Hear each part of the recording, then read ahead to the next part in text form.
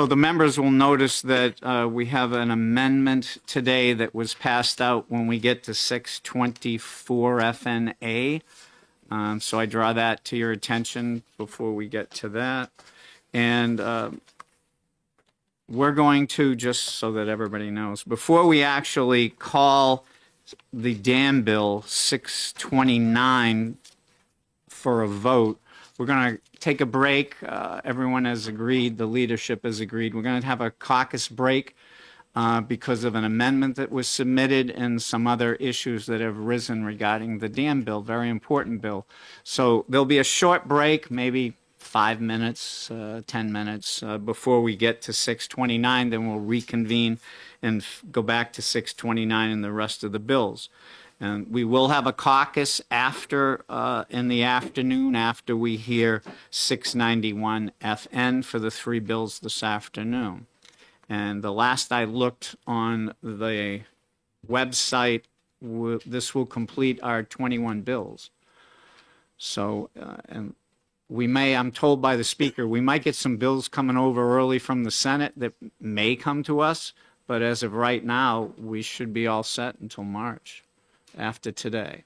And again, remember, now we're going to have to write reports for all these. So again, those that are writing the reports will be the maker of the motion, and all the Democrat motions and makers, you send your report to Representative Nab, and the Republicans send them to me. Then I accumulate them together. I send them off to our staff, and then it gets placed on the calendar. You have to watch the calendar because there'll be a lot of bills coming in, and I'm told we're going to have session probably 3-4 times before we get to March, except for that February vacation. So I don't know when the bills we're execing today will be on. They could be on the following week. They could be on 2 weeks. They could be 3 weeks. So you just have to read the calendar. So then you'll know when we'll be up on the floor. We have a number of bills on the floor tomorrow, so I'm hoping everybody can be here for that. Appreciate it. So now I'm going to call the hearing on HB 568, allowing subdivision regulations concerning water supply, the exec on this. And I believe Representative Donnelly, you have a motion. Thank you, Mr. Chair. I'd like to make a motion of ITL for 568. So we have a motion, and do we have a second? Second, Mr. Chair. Representative Bridle seconded. The maker, would you like to speak to your motion? Thank you, Mr. Chair. So we heard lots of testimony for House Bill 568, and some of the key notes that were taken is how this particular bill would really incur quite a bit of cost for doing studies that can be extremely costly, and the towns themselves have the jurisdiction over some of the studies that need to be done. So we don't need this overreaching bill. In addition, DES indicated that this was not a widespread issue. So wells that will be drilled and people will have issues, they will definitely be able to work with the towns and work with the community to help identify this. And this should be very specific to each community and how they need to do this, and not have a widespread bill like this. Thank you. Does the second wish to speak? Not at this time, sir. Thank you. Any other members wish to speak on 568? Seeing none, I'll ask the clerk to read the roll. Well, HB 568 ITL. Representative Davis. Yes. Representative Gould. Yes. Representative Donnelly. Yes. Clerk votes yes. Representative Bridle. Yes. Representative Moffett. Yes. Representative Lenny. Yes. Representative Taylor. Yes. Representative Nab. No. Representative Vale. No. Representative Baldwin. No. Representative Darby. No. Representative Ryan. No. Representative Bucco. Representative Sargent. No. 9-7. Chair. And the chair. Yes. Didn't change the vote. 9-7. Thank you. Moving on, I open the executive session on HB 582 relative to safety requirements for operation of personal watercraft, and I believe Representative Bridle has a motion. Yes, thank you, Mr. Chair. I move to ITL this bill. And do I have a second? Second. So we have a motion made and seconded. Representative Bridle, would you like to speak to your motion? Yes, Mr. Chair. We currently in this state have definition that applies to personal watercraft. To further define it is we heard testimony that was superfluous. And in addition to the language and action that we took on the personal flotation bills last week, we believe that this legislation is unnecessary, and so that's why I moved to ITL. Thank you. The second wish to speak? Nope, I think did quite a good job. Thank you. Thank you. Anyone else wish to speak on HB 582? Representative Darby. Thank you, Mr. Chair. This bill is a safety bill only. It applies common sense safety measures that are already in place for ski craft, which are the smaller version of these personal watercraft. It, as was discussed during the hearing, if there were concerns about personal responsibility, it would be easy to amend this bill to remove the requirement for wearing a life jacket.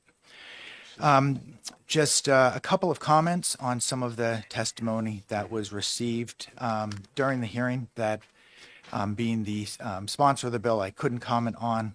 One was that there was a comment that there was already language in place for careless and reckless, that was passed last year for careless and reckless watercraft behavior. While that's true, the bill last year actually reduced that penalty from a misdemeanor to a violation. This puts in place, makes it a misdemeanor again, as is with ski craft. And there's also a comment about there's no place to store PFCs on a ski craft, on a jet ski. All three-person ski crafts, or a large number of large-person ski crafts, have actually storage compartments. So that's inaccurate as well. So all in all, I believe that New Hampshire should take safety precautions for, especially for younger members of our population and our visitors, and that's what this bill would have done. So I urge the committee to oppose the ITL. Thank you. Anyone else wish to speak? Do you want us to? Seeing no one else, we'll call for a roll on 582. HB 582 ITL. Representative Davis. Yes. Representative Gould. Yes. Representative Donnelly. Yes. Clerk votes yes. Representative Bridle. Yes. Representative Moffett. Yes. Representative Lenny. Yes. Representative Taylor. Yes. Representative Nab. No. Representative Vale. No. Representative Baldwin. No. Representative Darby. No.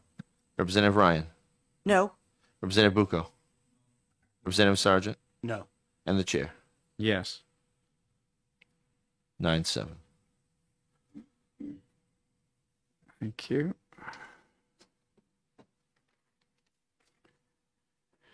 Moving on, exec session on HB 595 relative to coastal resilience zones.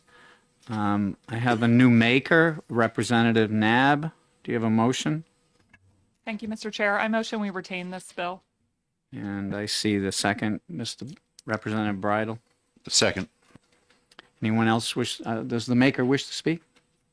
Sure. I think this is a really important bill that addresses a huge issue in the state with flooding, both in coastal regions and in state. And but we heard in testimony, it's a really complicated issue. The bill has a lot of pieces, so we think it needs a little bit more work and a little more time for the committee to tease apart the different pieces and make it a good bill. So thank you. Is the second wish to speak? Just to echo Representative Nab's comments, this is a very big bill with some good language in it, and I think it needs a little more polish, a little more time. So, thank you. Anyone else wish to speak on 595? Seeing none, the clerk will call the roll. HB 595 to retain the bill. Representative Davis. Yes. Representative Gould. Representative Donnelly. Yes. Clerk votes yes. Representative Bridle. Aye. Representative Moffett. Aye. Representative Lunny. Yes. Representative Taylor. Yes. Representative Nab. Yes. Representative Vale. Yes. Representative Baldwin. Yes. Representative Darby. Yes. Representative Ryan. Yes. Representative Bucco. Representative Sargent. Yes. And the chair. Yes. 16-0.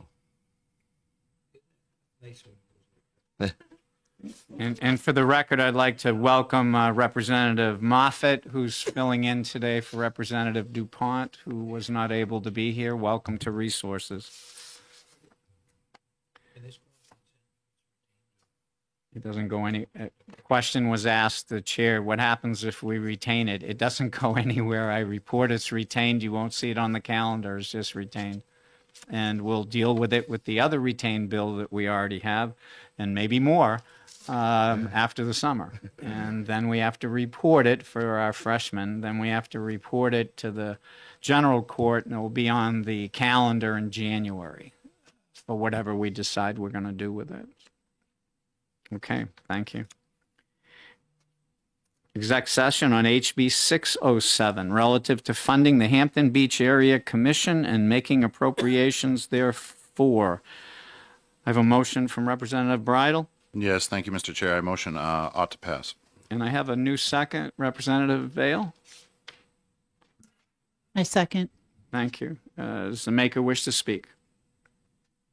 Yes, thank you, Mr. Chair.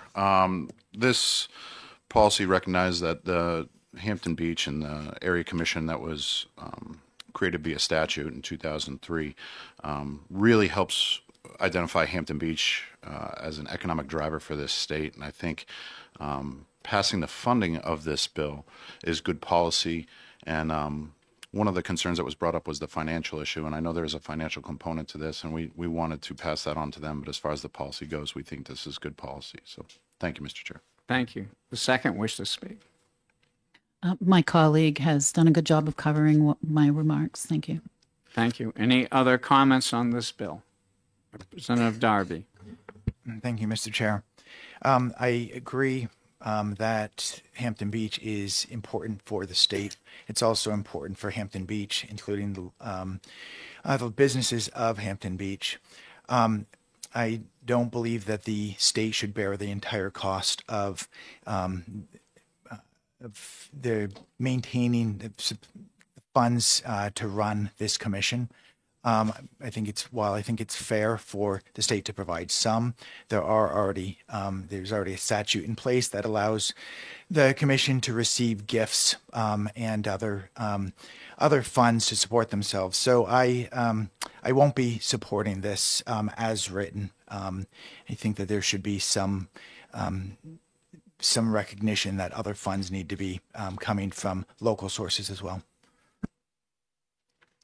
Anyone else wish to comment on this bill? Seeing none, I'll ask the clerk to read the roll. HB 607 ought to pass. Representative Davis. Yes. Representative Gould. Representative Donnelly. Yes. Clerk votes yes. Representative Bridle. Yes. Representative Moffett. Yes. Representative Lunny. Yes. Representative Taylor. Yes. Representative Nab. Yes. Representative Vale. Yes. Representative Baldwin. Yes. Representative Darby. No. Representative Ryan. Yes. Representative Bucco. Yes. Representative Sargent. Yes. 15. And chair. Yes. 15-1.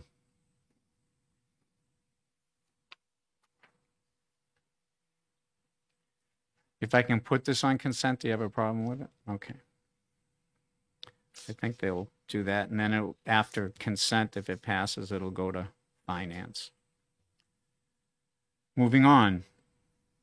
Open the exec session on HB 624, establishing, right, the right one? Yeah. establishing a local river management advisory committee grant program and making an appropriations therefore. Believe I have a motion from Representative Donnelly, Thank you, Mr. Chair. I'd like to make a motion of ought to pass. and I have a second, Representative Davis. Yes. And I believe I have a subsequent motion, Representative Nab. Thank you, Mr. Chair. I would like to move amendment 2025-0368H. And do I have a second on that? Yes. Representative Ryan seconds the motion to amend and to adopt 2025-0368H. Speaking on the amendment, Representative Nab. Thank you, Mr. Chair. This amendment, if you look at lines 9 through 12, addresses an issue raised by DES that moves it out of rulemaking and into a decision by the Department of Environmental Services. Given the small amount of money, it felt like a more streamlined process. So they are enabled to disperse the funding with demonstrated need to implement the duties described in RSA 483-8A3 on a first-come, first-served basis. Thank you. Thank you. Does the second wish to speak? Representative Ryan? Thank you. Anyone else wish to speak on the amendment? Representative Darby?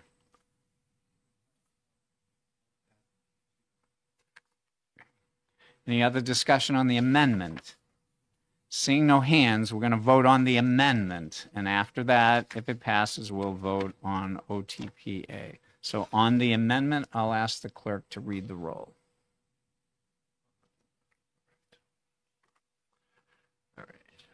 We are voting on amendment 2025-0368H.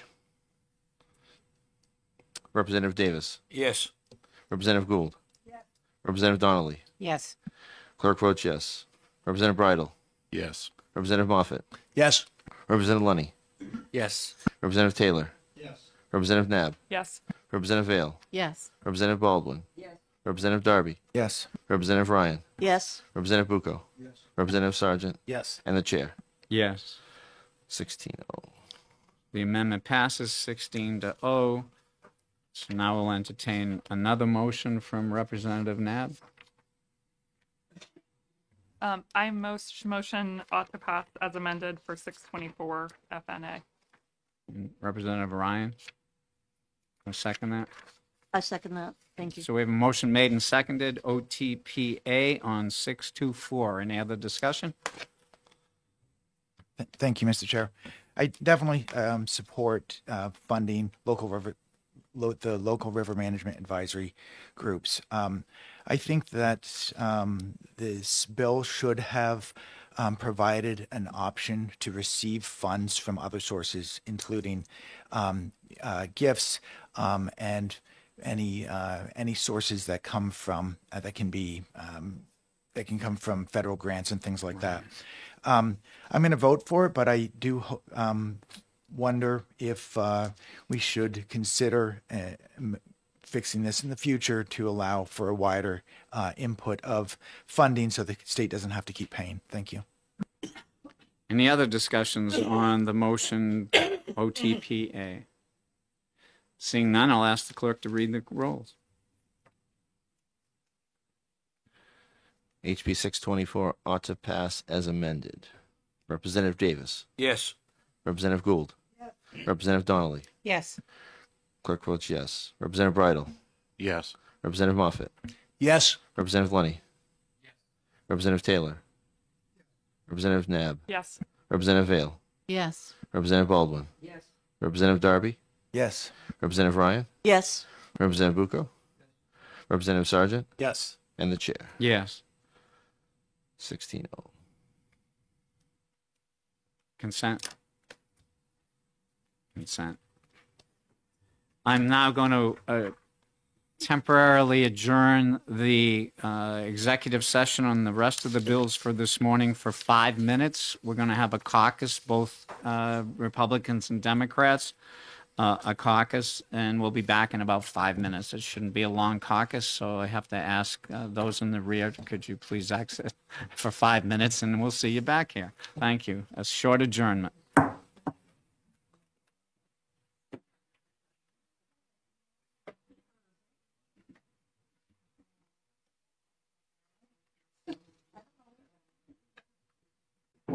It'll be on consent, but then it just gets submitted to, because I thought you couldn't, but I see they do that. They put it on consent and then they shift.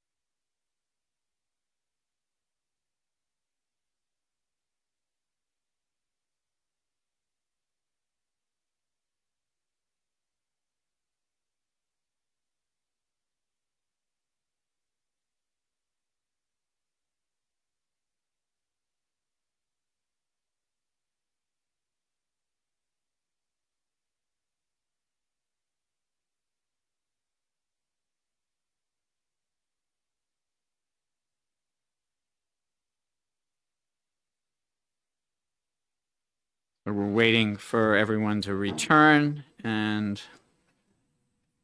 I take us out of recess, and as soon as everyone's here, we're going to take up HB 629. Oh.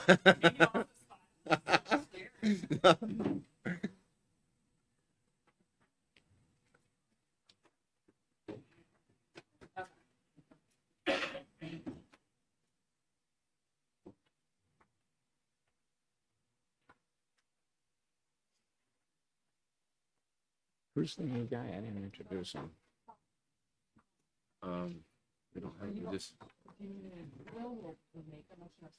No, we're retaining it, so I've been calling him. He's here. It's him, right? oh, because he's never here. That's why. Okay. Officially, I call the meeting back to order on execing, and we're starting with HB 629. I appreciate everyone giving us the opportunity to recess for that short period of time. Representative Taylor, do I have a motion on HB 629, which is funding the operation, maintenance, and repair of state dams? Thank you, Mr. Chairman. I move that the bill be retained. Thank you. Representative Bridle? Second. So we have a motion made and seconded. Do you wish to speak to your motion, Representative Taylor? Thank you, Mr. Chairman. The dams in this state do need attention. We all agree upon. But how we go about this is really being worked out. And as recently as today, we've received suggested amendments to this. So we need more time to work on this. Therefore, we're going to recommending this be retained. Thank you. Thank you. Does the second wish to speak? No, sir. Thank you. Thank you. Anyone else wish to speak on the motion to retain? Seeing none, I'll ask the clerk. Yes. Representative Darby. I need a little light here. You notice I was looking the other way. Representative Darby. I did notice Go that. ahead. Thank you very much, Mr. Chair. I just want to acknowledge and appreciate the work that the prime sponsor did putting together an amendment, and I hope that we can discuss the contents of his amendment if we're going to have a work session on this retained bill in the future. Thank you. Anyone else? Seeing none, the clerk will read the roll. HB 629 to retain. Representative Davis. Yes. Representative Gould. Representative Donnelly. Yes. Clerk votes yes. Representative Bridle. Yes. Representative Moffett. Yes. Representative Lunny. Yes. Representative Taylor. Representative Nab. Yes. Representative Vale. Yes. Representative Baldwin. Yes. Representative Darby. Yes. Representative Ryan. Yes. Representative Bucco. Representative Sargent. Yes. And the chair. Yes. 16-0. So I'll report that as being retained. That's our third retained bill. Moving on. Exec session on HB 644 relative to flying drones in state parks. I believe Representative Darby, you have a motion. Yes, thank you, Mr. Chair. I'd like to make a motion as inexpedient to legislate on HB 644. Thank you. Representative Donnelly? Second? So we have a motion made and seconded to ITL 644. Representative Darby, wish to speak on your motion? Yes, thank you, Mr. Chair. During testimony, we heard that the Department of Parks and Rec is currently going through rulemaking to see if there are compromises for allowing UAS use in remote areas of parks and ways to not conflict with the recreational values of state parks. So this bill is not necessary because there's already a process in place to handle that. Thank you. Thank you. Second wish to speak? I think Representative Darby did a great job. Thank you. Anyone else wish to speak on 644? Seeing none, I'll ask the clerk to read the rolls. HB 644 ITL. Representative Davis. Yes. Representative Gould. Representative Donnelly. Yes. Clerk votes yes. Representative Bridle. Yes. Representative Moffett. Yes. Representative Lunny. Yes. Representative Taylor. Yes. Representative Nab. Yes. Representative Vale. Yes. Representative Baldwin. Yes. Representative Darby. Yes. Representative Ryan. Yes. Representative Bucco. Yes. Representative Sergeant, Yes. and the chair. Yes. 16-0. Consent. Consent. And our last bill for this morning, executing HB 657, relative to short notice booking access for New Hampshire residents to state parks. Representative Davis, you have a motion? Yes, thank you.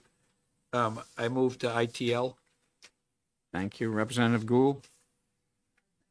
So we have a motion made and seconded. Representative Davis, speak to your motion. Yes, I'll make this short and sweet. The prime sponsor had asked us if we would ITL this bill, and so that's my motion. Second, wish to speak?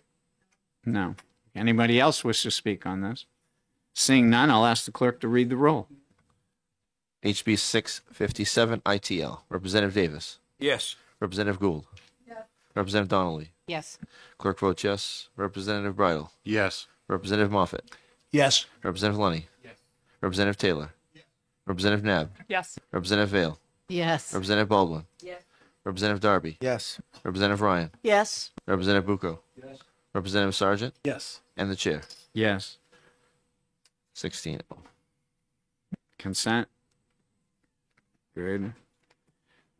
So that concludes our execting these bills this morning. Our next hearing, and it's a hearing, will be at 11:30 on HB 663, allowing the Division of Historic Resources to expend Moose Plate funds to administer and fund grants. 11:30.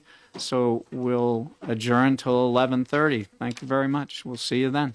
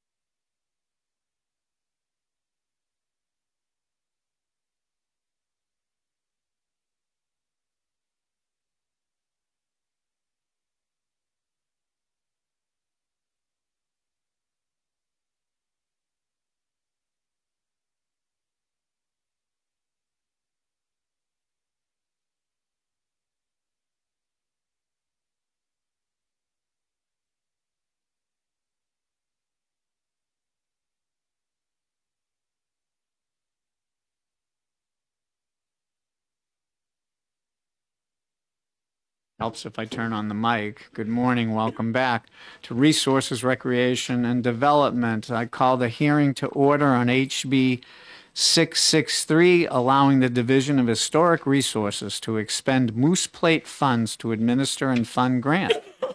Have the prime sponsor, which is going to present the bill. Good Welcome. morning, Mr. Chair and members of the committee. For the record, my name is Karen Ebel. I represent Merrimack District 7, which is New London and Newbury. And I'm here to introduce House Bill 663. Just to be clear, I'm introducing the bill at the request of the Division of Historic Resources, so it's an agency request. And the Director of Human Resources, Benjamin Wilson, is here with me today. So if we need more details on the bill, I think he'll be able to fill us in. So basically, the Division of Historic Resources, along with several other groups, have grant programs that they utilize Moose Plate money for. And in this case, we were just talking over here, Historical Resources has a grant program that has been in existence for 25 years. So there's really nothing new in this bill. The language that you have in the bill that's in bold is clarifying language to show that Historic Resources, in addition to purely using Moose Plate money, say to replace shingles on a historic building, can also be used for the administration of the program and obviously funding of the grants. So it's clarifying language, and as he can tell you more about, this is confirmed by the Attorney General that this is an appropriate reading of the statute as it stands now, but it's helpful for Historic Resources to have that confirmed in statutory language. So that's the upshot of the bill. I will say that I personally, as a member of Finance Division 1 that reviews DNCR budgets and the budgets of many other agencies, we're really, really sensitive to the diminished revenue situation that they all find themselves in. And I certainly support anything that any of those agencies can do to clarify in statute language that permits them to use the full breadth of the opportunity provided to them by the Moose Plate money and anything else they can get. So I'm also a member of the LCHIP board. I'm not here in that capacity either, but you know, these agencies really appreciate and depend on Moose Plate money. So with that, if you have any questions, I'll conclude my Any comments. questions for the representative? Representative Taylor? Thank you, Mr. Chairman. Thank you for taking the question. Was there any consideration to make the monies also available for state register of historical sites? Well, I'm going to ask, do you use it for state sites? No, there's been no discussion about that. I mean, just Representative, just to follow up on it, this is a very long-standing statute that's, you know, if we mess with it too much, I think it's going to be very complicating, but, you know, certainly. Anyway, yep. Anyone else? Seeing none, thank you. Appreciate it. Mr. Wilson, Division of Historical Resources.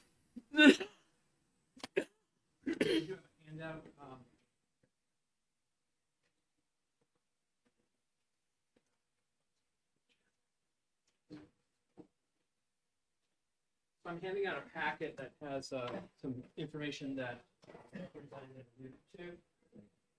There's an overview of the department and a flyer. I should be speaking with Mike. I apologize. There's the Attorney General's opinion, which was sent via email There's also a report for the last 25 years of, actually 24 years, last fiscal year of Moose Plate revenue. Mr. Chair, committee members, I'm Ben Wilson. I'm the director of the Division of Historical Resources, DHR, and the State Historic Preservation Officer, Department of Natural and Cultural Resources. Thank you for this opportunity to speak to House Bill 663. This proposed language addition to the New Hampshire Conservation and Heritage License Plate Program, commonly referred to as the Moose Plate Program, RSA 261:97-C1A, was the result of asking the Attorney General's office if DHR could legally use a portion of its annual Moose Plate appropriation to recover administrative costs associated with the program. The answer was yes, and I've included, as I mentioned, that opinion in your packet. We further asked if it would be reasonable or helpful to add the proposed language in HB 663, clarifying and making the language more transparent regarding the fund's uses as they apply to the DHR. And again, the answer was yes. Based on proposed budget cuts alluded to again by the representative for the next biennium, we want to be certain that we'll be able to operate our Moose Plate grant program, which may require the DHR using a portion of its annual Moose Plate appropriation to cover a portion of the program manager's salary and benefits. Currently, that position uses approximately 80% of its time managing the Moose Plate grant program, which equates to $101,912 of that position's current total salary and benefits. The DHR annually receives a Moose Plate appropriation of between $250,000 and $300,000, which is then granted out to municipalities for the restoration of publicly owned buildings and other historic resources. Most individual grants are between $10,000 and $20,000. And with that, I'm happy to answer any questions that you might have. Thank you. Any questions? Representative Nab.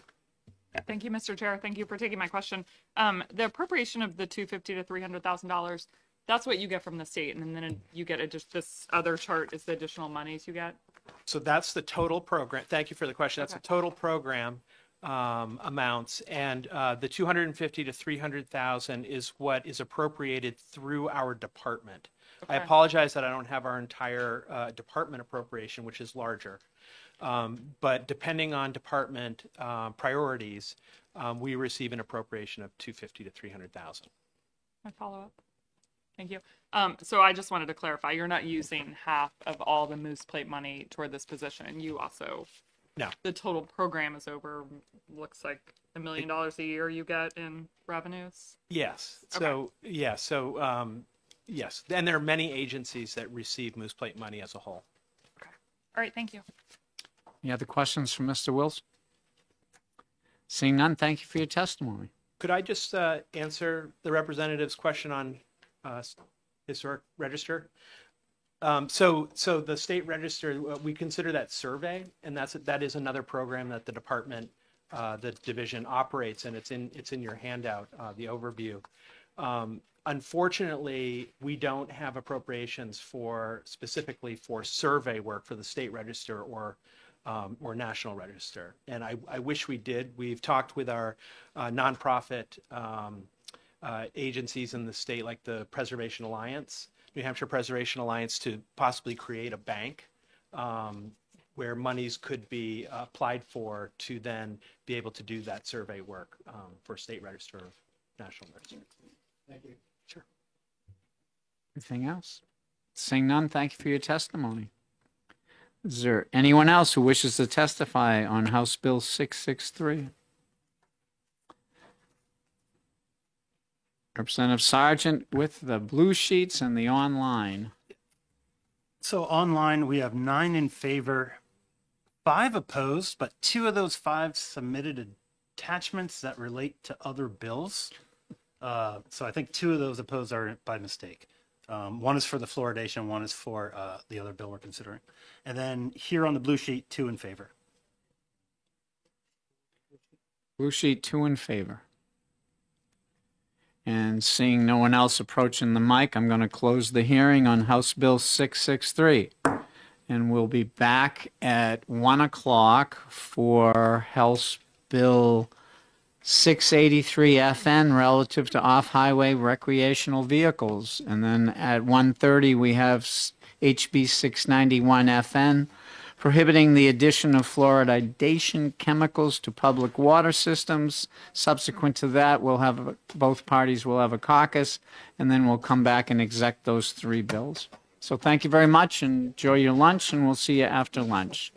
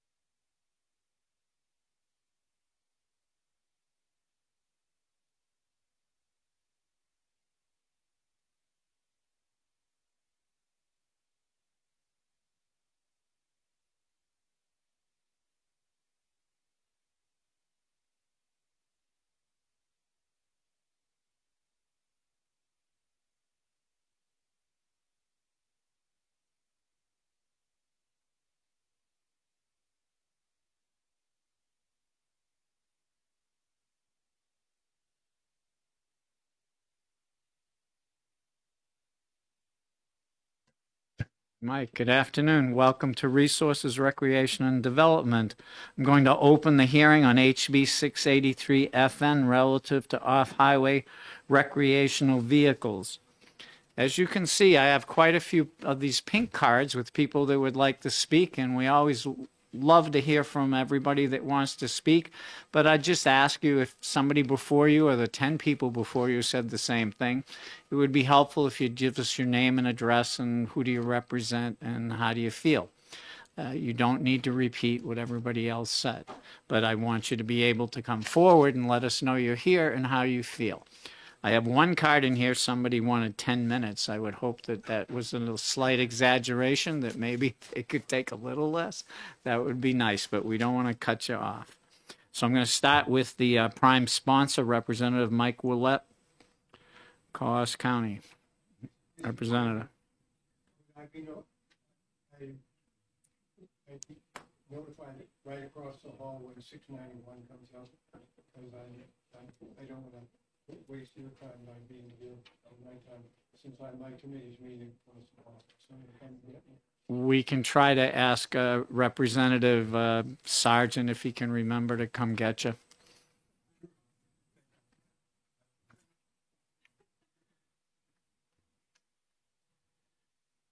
Representative. Good afternoon, Mr. Chair and committee members. We're going to kind of do a tag team here. I want to talk about part of the bill, and Steve Wilkie from the NOVA, the organization that represents the ATVers in the state, will talk about part. Now, just to make it clear, what we're talking about today is a process.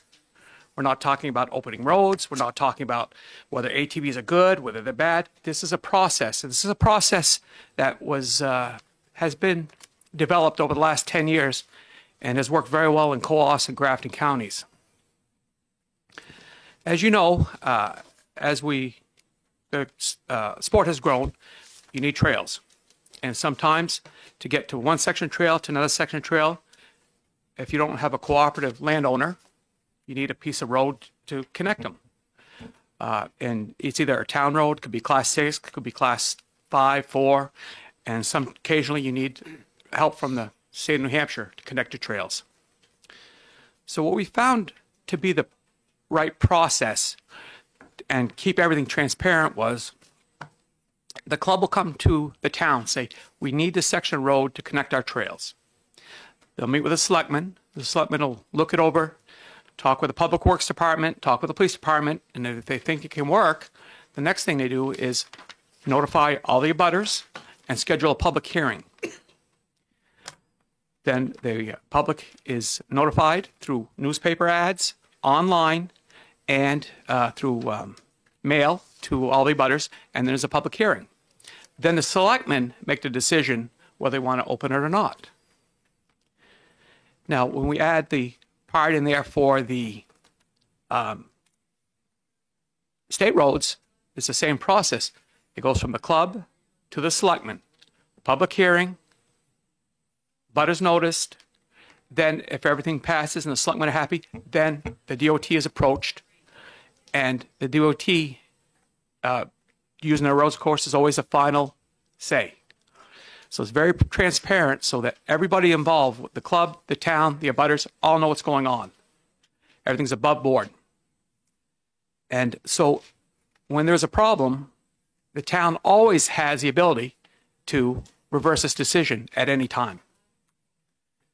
The only way that trails work are with cooperative landowners. So if the town is seeing problems with law enforcement or traffic or problems in the roads, deterioration, they always have the ability to cancel the agreement and close it at any time.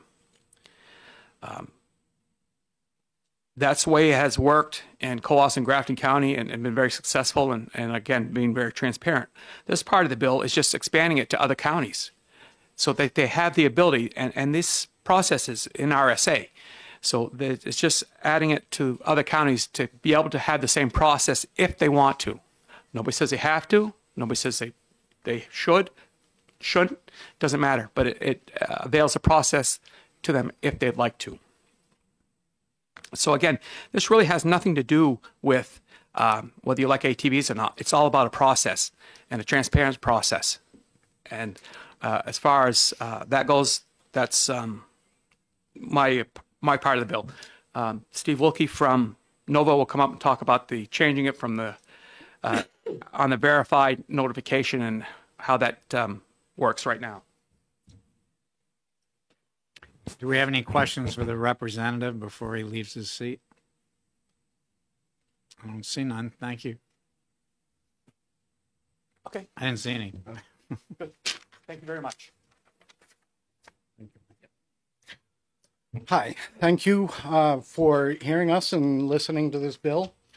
We, over the last 7 years, we do represent all the ATV clubs in New Hampshire, but we also represent all the riders and municipalities who have opened up their roads to OHRVs. What has been very successful in the North Country in connecting large riding areas. Other towns across the state have opened up their local roads to OHRVs. I passed out this piece of paper, which has nothing but RSAs outlining the processes and the laws where a municipality can open this up. And the way the laws are written, a municipality can do this without a club. And over the last 7 years, I've gotten numerous calls, not just from a couple of clubs that would like to connect some of their riding areas, but from residents and town selectmen on how to connect their riding areas. So we have places like Croydon, Washington, now I find Windsor from the HB 113, Antrim, who have opened up their roads to OHRVs, but they have a state road running right through the middle of town. Oftentimes these roads are 25, 30 miles an hour, short sections, 1,500, half a mile, 3/4 of a mile right in town, that they would like to connect one side of their town to the other when there isn't even a club there. OHRVing has become very popular. People don't just go up north to ride. They want to ride around their home. Municipalities have had control over their own roads for over 50 years.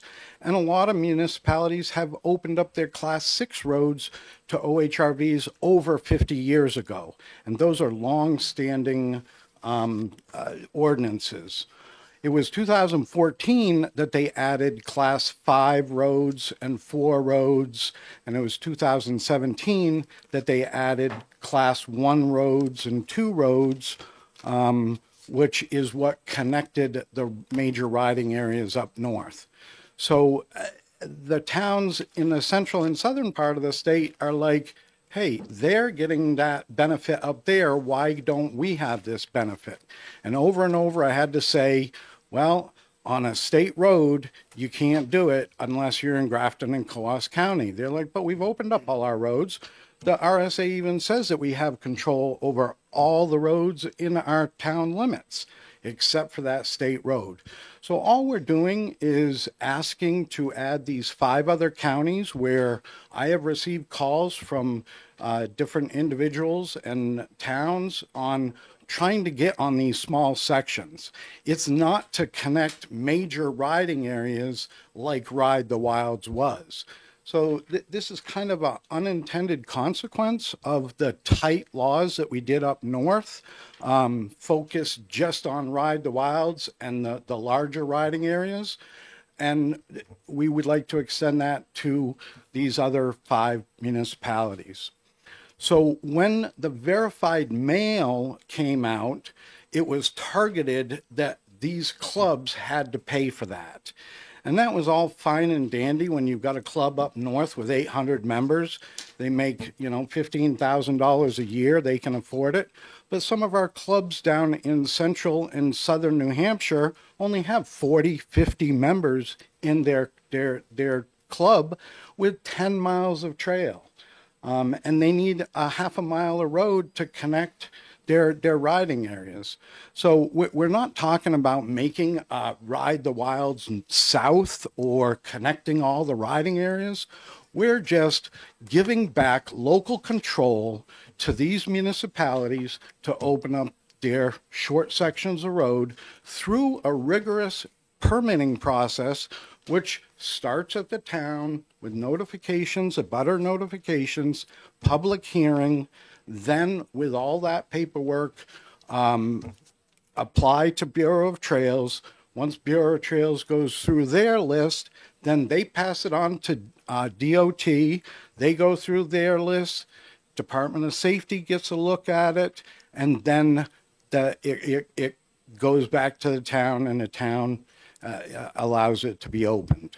So the process is very, very intensive. Not every town is going to go through this. They're not going to make big connections, but some of these towns, their residents just want to get to the gas station to put fuel in, or they want to get to the landfill to put their trash there. And really, we're not using roads for recreation. We're really using roads for transportation. And because New Hampshire has really dug down in the definitions, we put ourselves into these really tight boxes.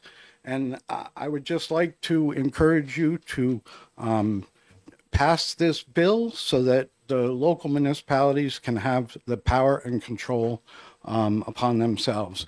You know, it doesn't make it so that a club can't pay for the notifications, but if you have a resident who just wants to get to his Class 6 road, why should that one person have to pay for notifying all his neighbors just to get to that Class 6 road? So we would like to not have to have the petitioner pay every time, especially when it's just a resident or two to do that.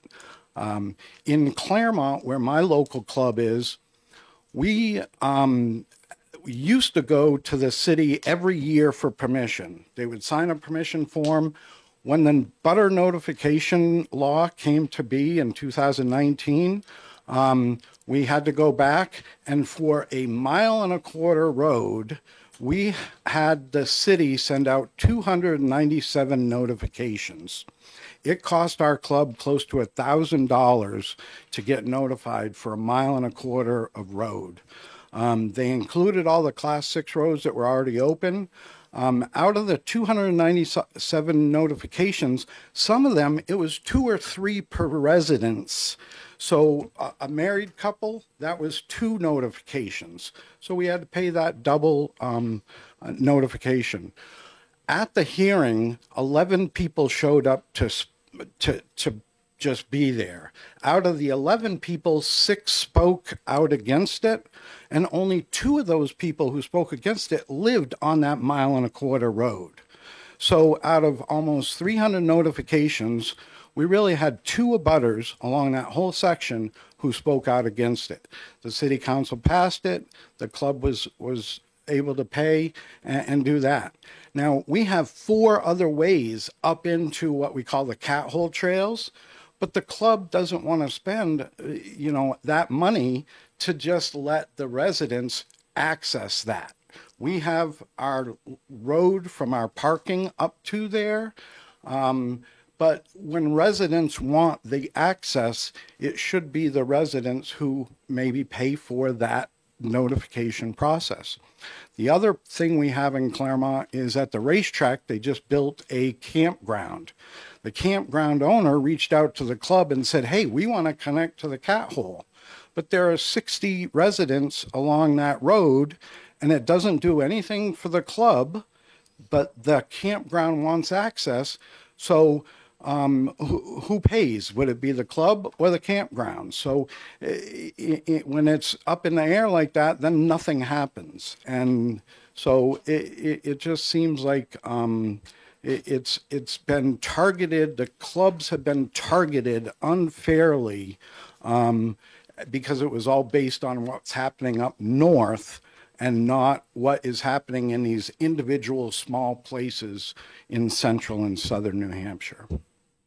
So that would conclude most of my testimony. We have written testimony, but as I said, I've highlighted all the important points on how the processes are covered under the RSA, and there is a 5 or 6 page application process. This outlines all the things that the clubs and the state agencies have to do to go through that permitting process. I didn't do all the copies of this because it's just so much, but we can email that to the committee if they want to hear or read. Any questions from Mr. Wilkie? Representative Bridle. Thank you, Mr. Chair. Thank you for my question. As I understand it, this practice is already in use up north, and this bill simply allows other municipalities, counties to use the same practice. This bill, if passed, does not open up the Wild West on roads. It doesn't, it actually, if passed, doesn't even increase OHRV trails 1 mile unless people go through the practice that's in here. I just wanted to make sure that was clear. Yes, that is correct, 100%. This will not open up any bit of trail. All of it still has to go through process. You still have to get landowner permission, which is the municipality. Then if it's on a state road, then Bureau of Trails and DOT. Thank you. Representative Nab. Thank you, Mr. Chair. Thank you for taking my question. Just to clarify, you think the cost of the notification to abutters should be borne by the municipalities? Is that correct? Yes. So it requires verified mail. Verified mail is just proof that it was mailed. It's not certified mail. Some people can't grasp the difference between certified. Certified, you get a receipt saying the person signed for it. This just proves that it was mailed, which a municipality has to keep track of anyway for the right to know law. They have the list of people that they sent, so we're kind of like paying for it twice. Just the post office giving a receipt that these did get actually mailed, when the municipality has to keep track of all this data also. Any other questions from Mr. Wilkie? Representative Taylor. Thank you, Mr. Chairman. Thank you for taking the question. The bill adds 5 counties to the 2 existing for this. Do you have any idea how many towns in those 5 counties would be impacted by this? Well, none would be impacted. I mean, those towns can open up their roads already. There is that process. All this does is adds the state roads that might go through that town to be able to be opened. As I stated, the town of Washington, the town of Croydon, the town of Windsor, and Antrim, I have heard from all 4 of those towns that they have their roads open already and they just want to connect them. So I can't imagine that this legislation would encourage other towns to rush out and open up their roads just to get on a small section of state road. This really is only speaking about state roads as far as adding the 5 counties. You're welcome. Representative Vale. Thank you, Mr. Chair. Thank you for taking my question. So we're adding 5 counties, and what about Rockingham and Belknap counties? Why aren't they included in the bill? So I suggested that these 5 counties, because these are counties where I have actually heard people call and say, I am here, we would like this here. I didn't hear from anyone in Rockingham County or the other counties, so that is how these 5 were chosen, because the towns have already opened up their roads and they just want road use. So it was strategically chosen from the demand. Thank you, Representative Mr. Chair. Darby. Thank you for taking my question. As I understand the statute, currently the towns can already open up their sidewalks adjacent to these state roads as well. So they have an option, for example, to put in a sidewalk if they chose to open up this access already. I don't know the process of installing sidewalks on a state road, but I could imagine that would be a much larger debate. But if there was a sidewalk there, sidewalks have been able to be used for many, many years, even before we were allowed on any of the roads. So that has been in statute a lot longer than any of the road use. Anyone else? Seeing none, thank you, Mr. Wilkie. Thank you. And I was the one that said 10 minutes, so. It was pretty close to 10, if not longer. Thank you very much for listening. Opposed to the bill, Ann Davis, New Hampshire Farm Bureau and New Hampshire TOA. Ann? And she has testimony.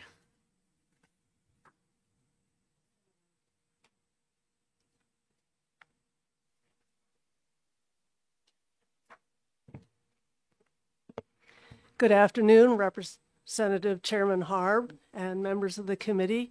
My name is Ann Davis, and I am a resident of Wilmot, and I own a woodlot in Springfield.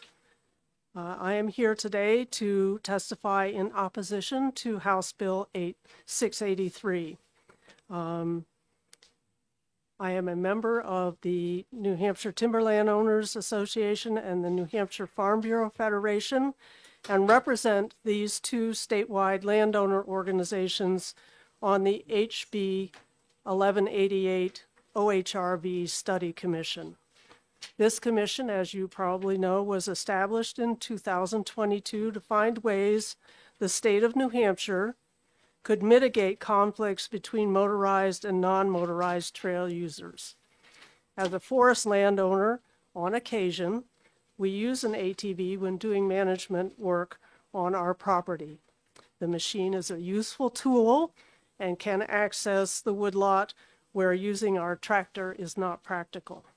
In 2024, the American Tree Farm Federation noted my husband and I as one of 4 top tree farmers in the United States. I'm opposed to this bill for several reasons, including the bill states that abutters will be notified. However, because it's unclear, in my mind anyway, in the writing of the bill, the petitioning party no longer must bear this expense. Is it the sponsor's intention that municipalities should shoulder this cost? If yes, is that fair? When these entities also will bear additional costs for law enforcement, road repairs, etc., resulting from a changed use. The petitioning organization should bear the notification cost. Law enforcement. Ask virtually any law enforcement officer, including the police chief in Wilmot, and he or she will readily admit that their department, whether it's a town, county, the state of New Hampshire, or Fish and Game, does not have the staffing to address current enforcement issues on trails.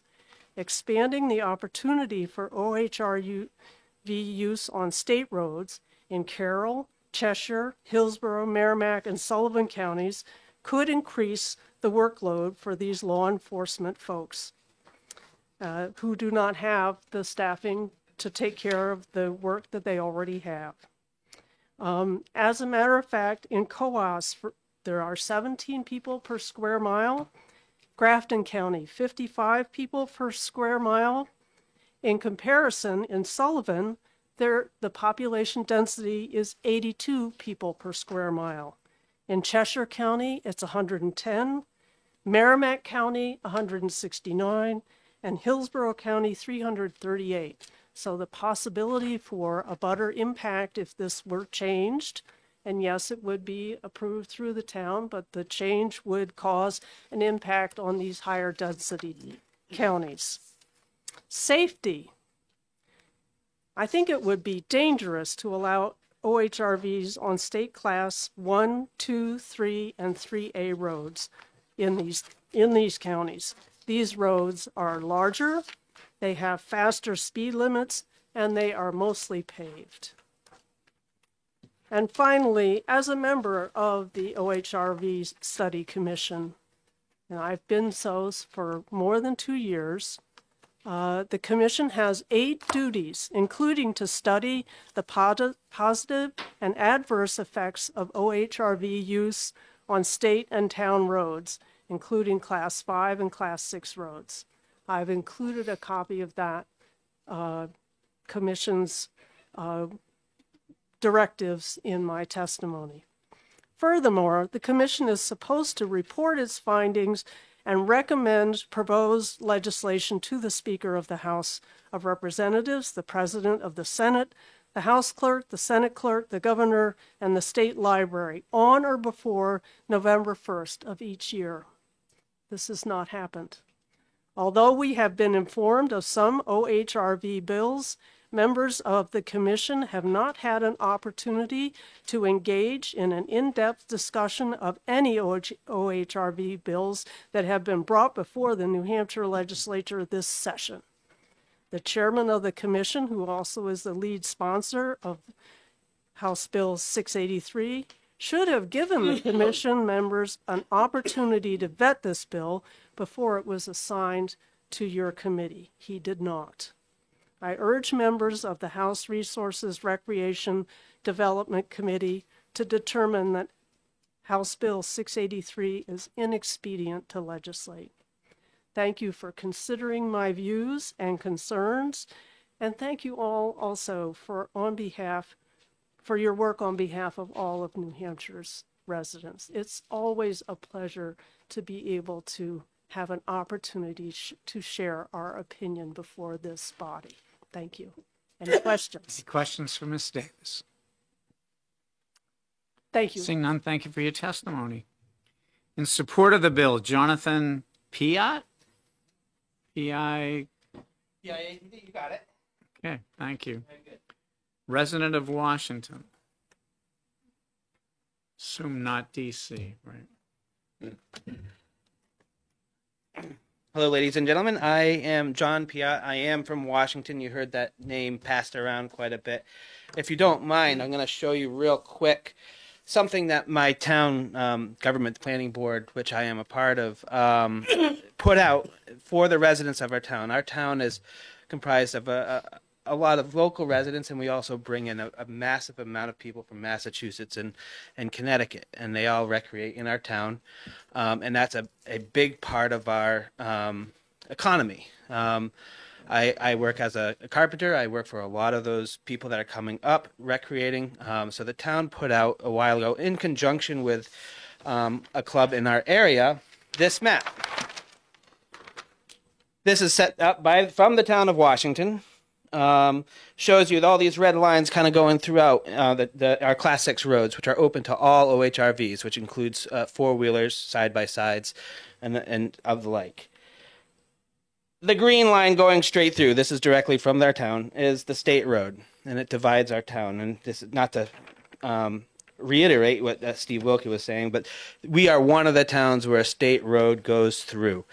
And it is a known thing that if you go on the state road between Valley Street and Old Marler Road, which is a 30 miles an hour, yeah, the people will look the other way.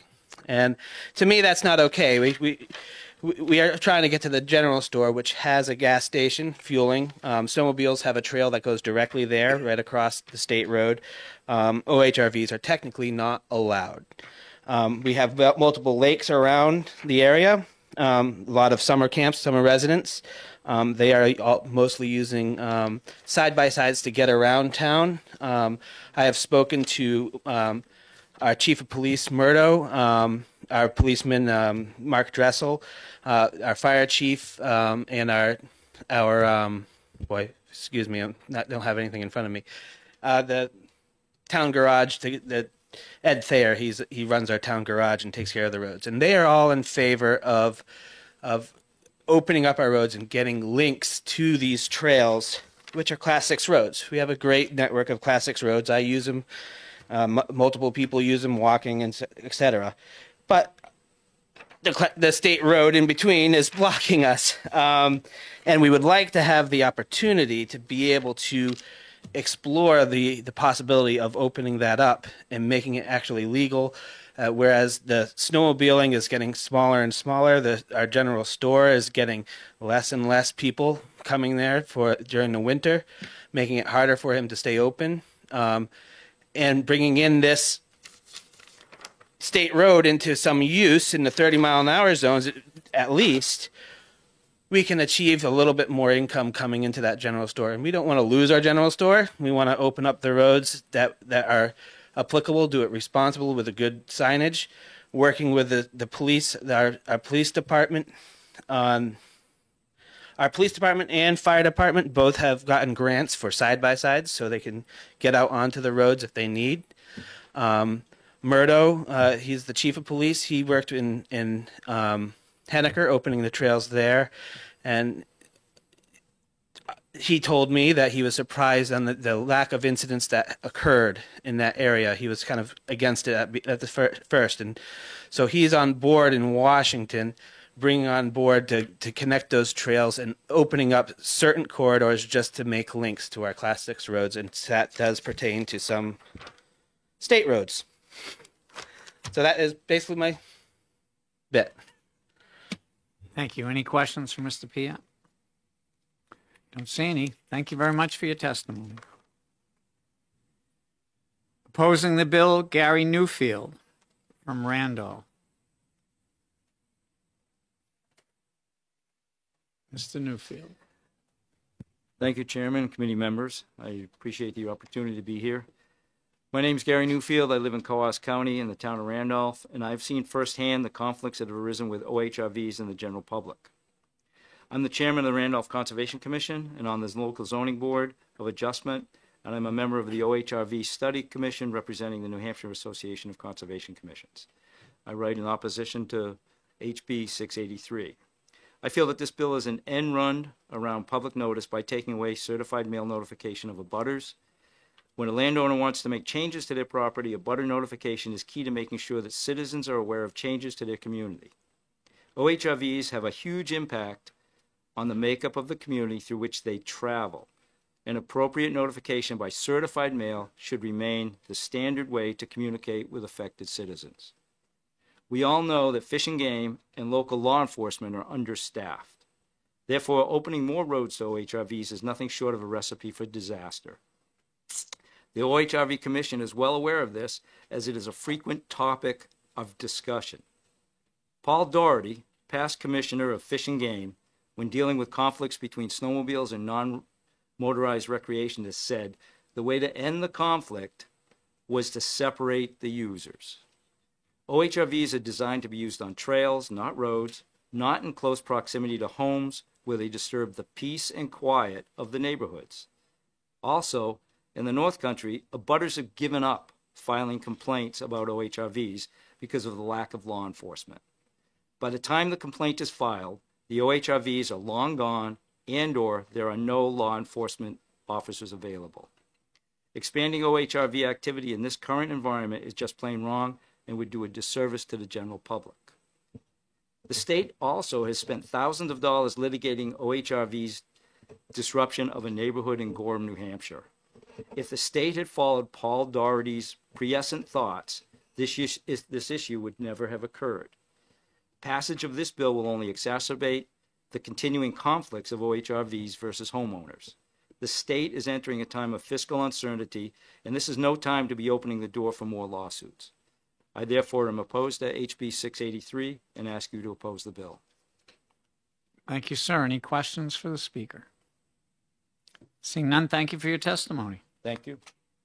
In support of the bill, Jerry Livesey, say it right, from Keene, representing an ATV club.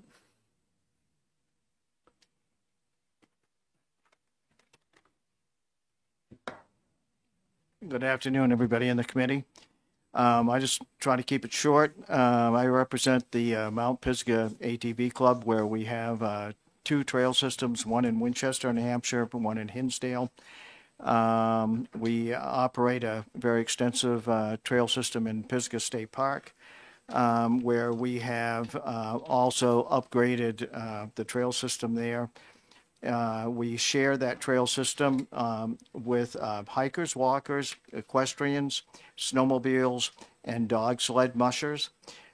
Because of the effort that we put into that trail system, all those user groups have had success in using the upgraded trails with bridges and resurfacing, et cetera. We've been able to raise in the last 6 years over $237,000 in donations and state aid, and through a volunteer effort have been able to make quite an impact on both trail systems.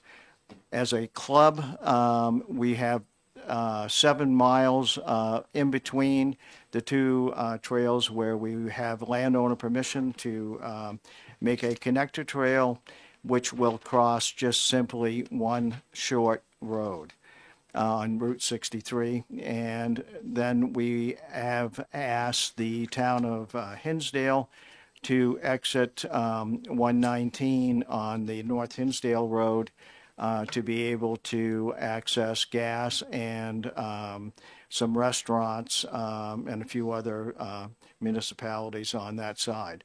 So basically, we feel that as a club, we've had a pretty good impact on upgrading trails, bringing economic boost to both the Winchester town and Hinsdale town. We have a lot of residents, town officials that support us, and we feel that as a club that this particular House bill with allowing some road crossings and connector trails, which are usually very short in mileage, would benefit our particular club and the two towns. That's basically it. Anybody got any questions? Questions for the speaker, Representative Sargent. Thank you, Mr. Chairman. Thank you for taking my question. I was just wondering, do you charge members dues? Yes. And have you had any problems paying? Oh, follow up, Mr. Chairman? Follow up, go ahead. Have you ever had any problems paying for the abutter notices on these changes that you've just talked about? No. Thanks. Any other questions for the speaker? Seeing none, thank you for your testimony. Okay. Thank you. And I'll just mention, I have 8 pink cards and they're all opposed. I don't have any more in support. So we'll call you up, Walter Payne, in opposition. Good afternoon, Chairman Hort and members of the committee. I'm going to start with a question. Why isn't anyone in this room smoking or vaping? There are probably 40 people here, right? There's got to be one who wants to. Well, the reason, of course, is that New Hampshire in about 1990, 25 years after the Surgeon General report, and about 10 after secondhand smoke was shown to be bad for other people too, they passed the Indoor Smoking Act. Behind the law is a very simple idea. Everyone's actions should take into account their effects on others. It's basically the golden rule, which is part of pretty much every religion you can think of in recorded history. Another way of thinking about it is your right to walk down the street swinging your fist stops at the point of my nose, or in this case, your right to drive a noisy vehicle stops at the drums of my ears. So economists, it's the same idea as being a good neighbor, and economists talk about neighborhood effects to refer to things that are either good for the other people in a neighborhood, like planting beautiful flowers that everyone can enjoy, or having, emitting air pollution that everyone in the neighborhood gets to breathe regardless of whether they're getting paid for producing or not. So another term they use for them is externalities, and they can be either good or bad, positive or negative. So consistent with our state motto, we let adults ride motorcycles without helmets. We let adults drive cars without seatbelts. The idea is that those choosing to do so are only endangering themselves. There are no negative externalities from their actions, which are obviously, from a statistical standpoint, not great for human health, right? Now, you can argue whether there are negative externalities here, because if someone goes through a windshield in the state of New Hampshire, any hospital he's taken to has an obligation to try to put them back together as well as best as they can, and regardless of their ability to pay. So in many cases, it does end up in the insurance company's hands. or the government's hands. And of course, if it ends up in the insurance company's hands, it ends up in all of our premiums. So that's a debatable point, but we'll ignore that for the time being. So HB 683 poses the same question as lots of government policies. How do we weigh competing interests? How do we weigh the winners versus the losers? In this case, those who enjoy riding OHRVs, which I'm sure is a blast. I mean, driving a car on a windy road is one of the great joys in life. You get to do it on a trail where you can go wherever you want. You can get airborne sometimes. I'm sure it's great fun. And so do we want to make it essentially easier for them to do it in more places, or literally to reduce the cost of it, as has been referred to in previous testimony about notification requirements? And obviously, when you reduce the cost of something, you're going to increase that, right? That's just basic. So what are the principles here? There's a guy, an economist named Coase, who showed that private negotiations could, in fact, produce efficient outcomes in this sort of situation. So let's say a guy named Joe who wants to start raising chickens on his property in a residential neighborhood, and he has 4 neighbors who would be able to hear the chickens. And if he's going to make $500 a month, and each of the 4 neighbors is satisfied with receiving $100 a month to put up with the noise, then he's going to do it. Because he's going to get 500, pay out 400, he's still having a $100 profit, right?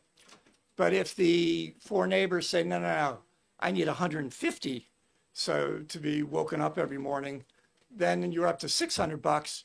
He's only going to make 500. He's not going to do it. So you get an efficient outcome, i.e. the greater productivity. If it leads to greater productivity, it happens. If it doesn't, it doesn't happen. Now, the problem we have, of course, is that as soon as you get past a very small group of people involved, it's impossible to negotiate everything, right? So, for instance, we couldn't replace the Clean Air or Water Acts with Excuse me for negotiations. interrupting you. I appreciate your analogies, but can you be more specific Sure. to the bill and I'm getting just there. focus in on the bill? Because Sure. there are other people that would like to speak Sure. also. Sure. So in this case, obviously, you're not going to be able to negotiate between the hundreds or thousands of OHRV riders who are going to go on these roads and the equal or larger number of people who are going to be passed by their houses by a vehicle that is statutorily allowed to be 96 decibels. And of course, as we know with automobiles and kill switches and aftermarket mufflers and all that, can be far higher than that. Okay, so there's no way for the OHRV drivers to obtain the consent of or to offer compensation to the people they're harming. And I'm just talking about the noise because that's the easiest one to talk about. There are, I'm sure, other negative externalities.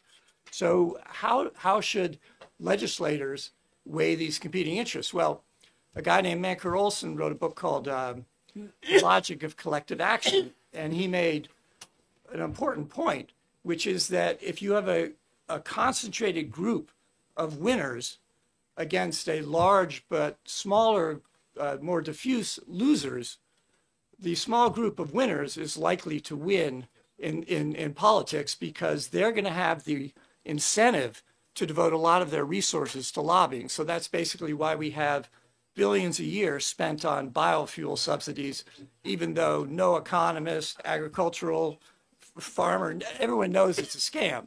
But it persists because the Iowa corn farmers have the presidential, caucus to demand that. I'm sorry, I'm going to have to interrupt you again. Okay, I'll I stop. appreciate the chickens and the Iowa corn Okay, so here we people, are. But So can here you we are. just get to the bill? Thank So here you. we are.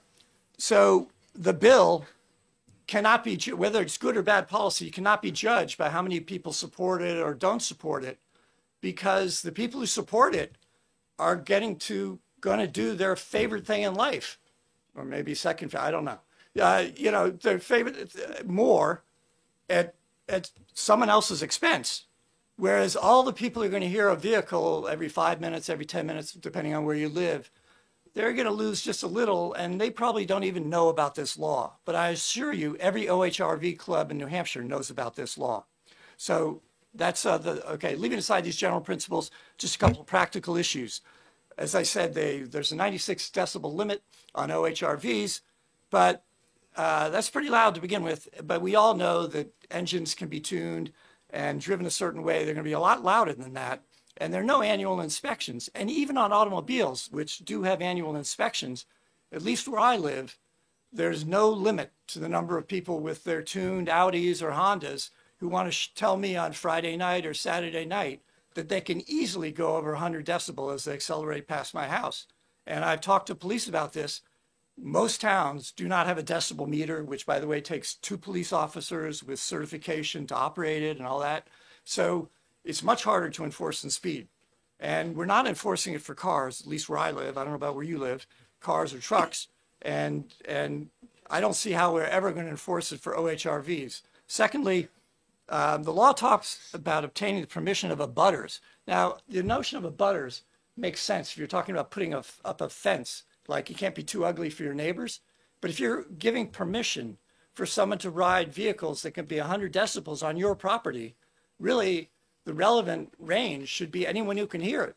And that's frequently going to be way more than one property width, unless you're living in an area with like 50 acre zoning. So I don't know. I mean, ultimately, the question, it's unfortunate, but some hobbies are just more annoying than others. Can you you asked for 3 minutes and my clerk tells me you've way gone beyond 3 minutes. Okay. So can you So the basic question is, does live free or die mean that people are free to do what they want, regardless of the harm to others?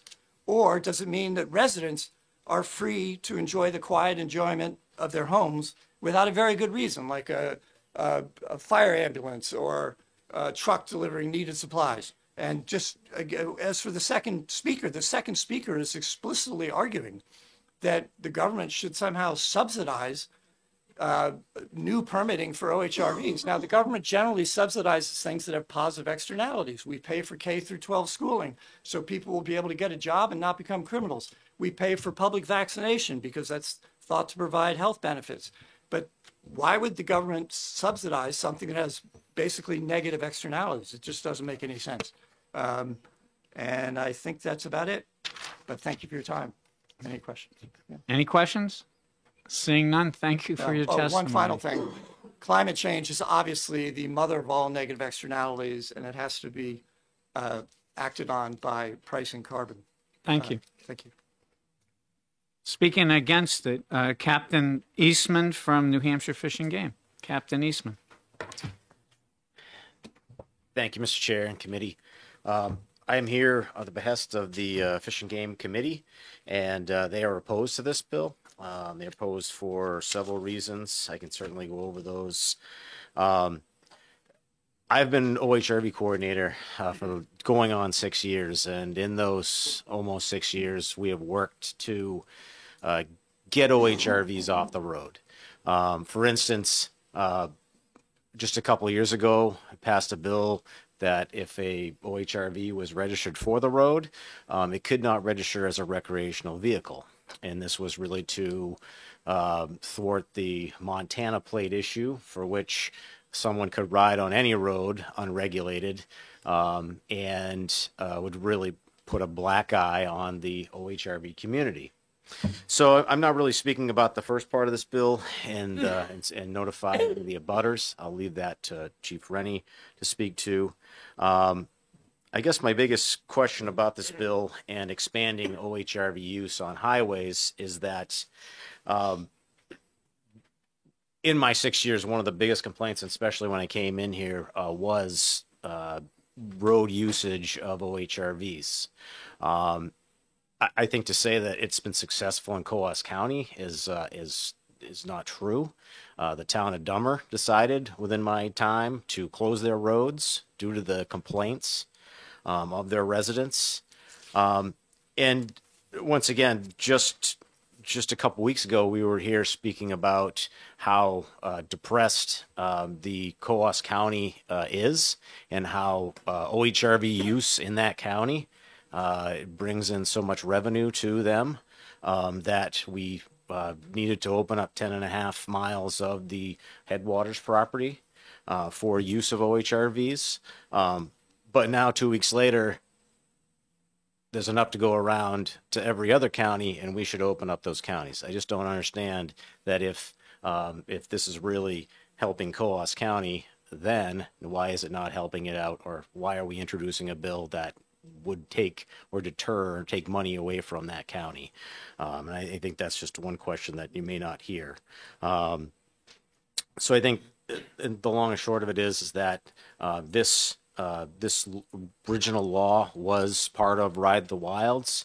Ride the Wilds, in my opinion, was thrust upon the state without a whole lot of planning, and I think that we don't want to make that same mistake again. The HB 1188 OHRV Commission really was established to look at issues like this and come up with solutions. To finish up here, that's really why the Fish and Game Commission is opposed to this bill. Thank you, Captain. Questions? Representative Darby. Thank you, Mr. Chair. Thank you, Captain Eastman, for taking my question. Based on your experience, if these state roads were opened up to be connectors between trails, would the overall OHRV usage increase? I can't say that it would increase. I can say that if it came down to someone who was looking to come to New Hampshire to operate an OHRV, and they had the choice of going to Merrimack County, if they were coming from Massachusetts, let's say, and ride in that area, as opposed to going all the way to Coos County, that's, I think, where you're going to see the difference, is that you're going to move from those other counties that are currently open to, to those lower counties. So why would you drive another hour and a half if you can get the same bang for your buck in the lower counties? Any other questions for Captain Eastman? Seeing none, thank you, Captain. Or did you have a question? So you're all set with Captain Eastman because the poor guy's sitting there. Thank you. Okay, thank you, Captain. You have a question of the chair. Thank you, Mr. Chair. I was just wondering if someone from DOT is here today. We have someone from DOT that says they will ask questions, they will respond to questions if there is any questions. So as chair, I've kept this card out here because I thought we'd hear the testimony of the other people first, and then we'll ask the board if they have any questions of DOT. If you don't have any questions, then it's not going to testify. Good question, though. Thank you. Opposed, as I said, the rest of these are opposed. Abby Evenkow from Gorham, representing herself. Abby? And my clerk was very interested in this, but you might ask and watch, how come the clerk left? Because he's bringing a bill at another session, so he's got to leave and he'll be back. Okay, So thank you. those watching. My name is Abby Ivanko from Gorham. Today, I'm speaking to you as a private citizen who knows too many friends and neighbors across New Hampshire who have lost the peace and quiet of their homes to the noise and dust of misplaced OHRV trails. I would say that the process leaves abutters out of the process, and it leaves abutters of state roads out of the process. Right now, there is no notification if you live along a state road. If it's going to be opened up to OHRVs, yes, there's a public hearing, but if you live there, you do not get anything telling you that your road might be an ATV trail. You just you have to see the little box in the back of the paper, which might have, if you even have a paper. So state roads, those citizens do not get a butter notification. Unfortunately, the way Ride the Wilds rolled out without any abutter notification to town or state roads, success for riders has meant losses for residents. This process has not served residents. Once a road is open, it's not open to just a few residents. It's open to anyone who shows up. That's a very important unintended consequence. The problems in Coos have not been solved. The people there are still waiting for their peace and quiet to be returned. As former chairman of this committee, Andy Rinzullo likes to say, a family's home is their castle and it must be defended. HB 683 is a property rights issue. People have the right to the peaceful enjoyment of their property, and they have the right to know if a significant change in use is proposed at their property line. To end Petitioner payment of butter notification makes no sense. Who will pay?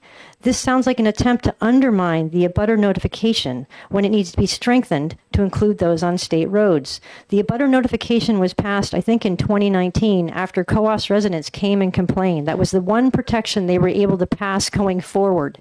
They haven't regained their peace and quiet. They cannot open their windows in the summer. They stopped putting out their lawn and patio furniture. They've stopped inviting family and friends over for summer and barbecues, and they make plans to leave their homes on weekends to escape the noise, dust, and fumes of ATVs that have taken over their neighborhoods 5 months of the year.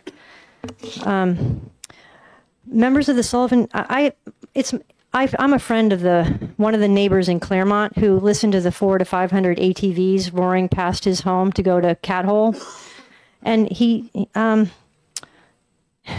the Sullivan County OHRV Club sends out patrols to help manage the traffic, which they do, but they have no law enforcement authority, but they do try and calm the traffic, they tell him, I would not want this going past my home. And that's the point. Living along an OHRV trail is loud and unpleasant. Please come to one of these neighborhoods. Please come to one of these homes and visit it and experience it for yourselves and talk to these homeowners. Even riders want to go home to peace and quiet. Please vote to kill HB 683. Thank you. Any questions for the speaker? Seeing none, thank you for your testimony. Also opposed, Matt Leahy, Forest Society.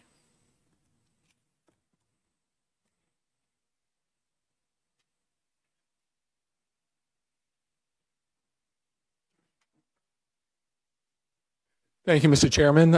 For the record, I'm Matt Leahy. I'm the Public Policy Director for the Society of Protection of New Hampshire Forest. I'm passing around two letters. One is a joint letter from Nature Conservancy, Appalachian Mountain Club, and the Forest Society in opposition to the bill. The second letter is from Paul Dosher, who is a member of the OHRV Study Commission and is our representative on that body. I'm not going to read the letters, but I just wanted to make a couple short points. So first, we do understand that some view OHRVs as important to the economy, especially up in COAS. But as you've heard from some of the prior speakers, that view is not shared. I mean, there is ongoing conflict and concerns by property owners, abutters to the trails. And so our concern with the bill is that, and we do view the bill as an expansion of the OHRV system in New Hampshire. So we're doing that at a time when we have not come to a consensus on how to manage the trail and how to, balance the good points and the bad points from this. So, several speakers have mentioned this OHRV Study Commission, and our three organizations did support the creation of that commission, and it was done really with the expectation that the commission would be sort of the starting point to sift through all the issues that are happening now. So, I think we would encourage the committee to either vote this bill ITL or to maybe retain it and have the commission really look at the intent and issues with the bill and really try to suss out the benefits and impacts before passage. So with that, I will close. Thank you. Thank you for your testimony. Any questions for the speaker? Seeing none, thank you. Also in opposition, Catherine Corkery, New Hampshire Sierra Club. Catherine.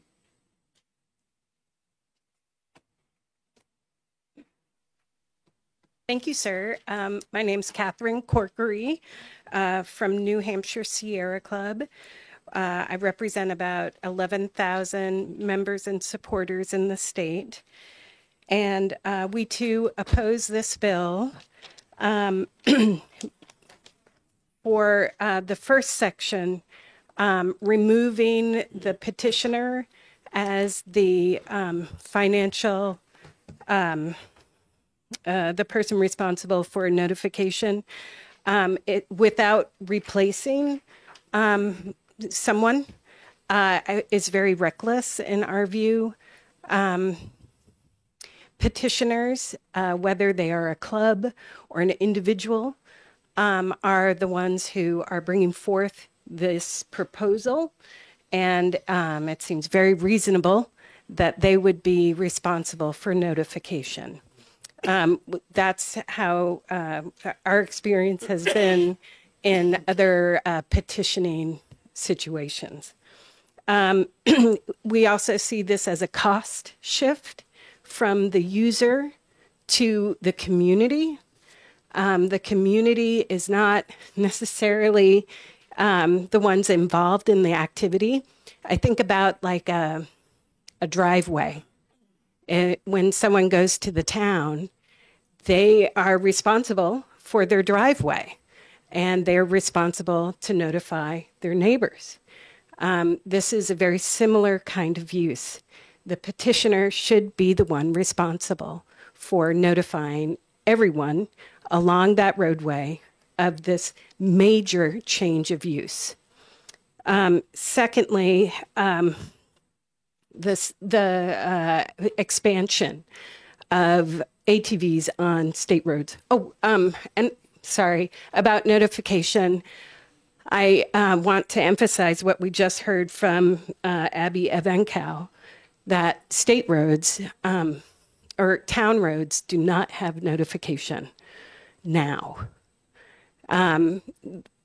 This is, I may have gotten that wrong, I'm sorry. But to only, the point that only certain roads get notification, that's not, we don't see that as a fair application of notifying people. Everyone, all of the abutters on state roads and town roads should be notified. That's our position. Secondly, expanding into the 5 other counties. I don't think it's ripe at this time. We have a commission. We've heard about the commission. They are, I liked what Mr. Leahy called, they're the starting point for this discussion.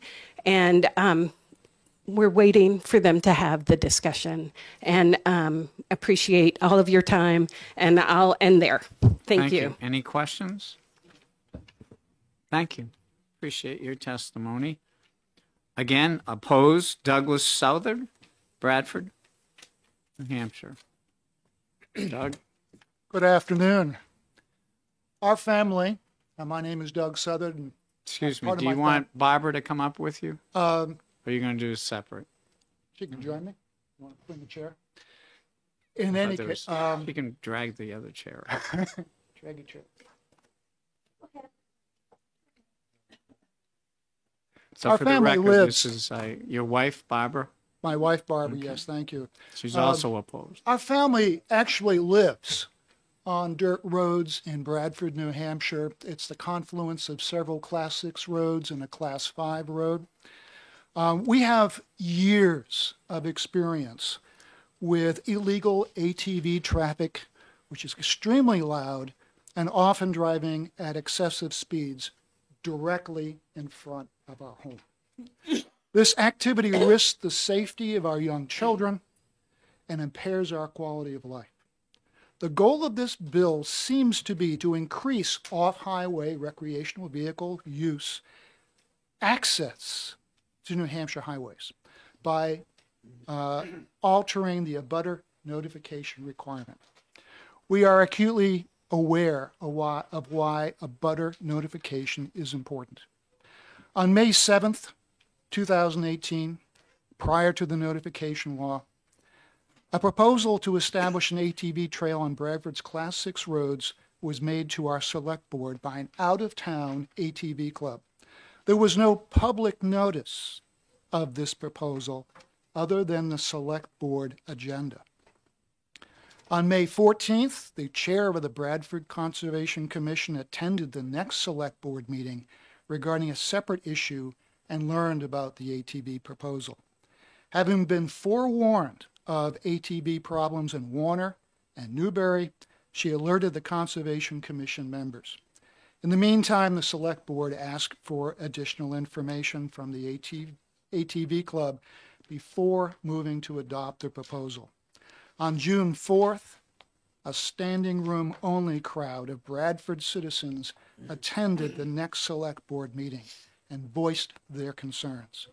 Meeting minutes reflect that the board was still leaning towards adopting the proposal, but wanted additional information. On June 18th, the Bradford Conservation Commission provided a formal presentation regarding the adverse effect ATVs would have on the environment, citizen safety, town expense, and the quality of life for families living along the trails. Testimony was also provided by an officer from the New Hampshire Fish and Game regarding the challenges of ATV enforcement with very limited resources and what the responsibilities the town would incur by allowing ATV use on the roads. Minutes from this meeting, and this is all in public record, reflect the following. While the board has been leaning towards supporting the request to let the club adopt the roads, after the feedback and additional information presented, ultimately the board decided against approving the ATV club's request. Removing petitioner payment for abutter notification significantly increases the risk that notification will not occur. As noted above, allowing the community to voice their perspective in select board decisions can change the outcome. Unfortunately, it appears that the intent of this bill is to limit community involvement when ATV expansion is being proposed. We believe this is unfair, and we ask for your help in defeating this bill.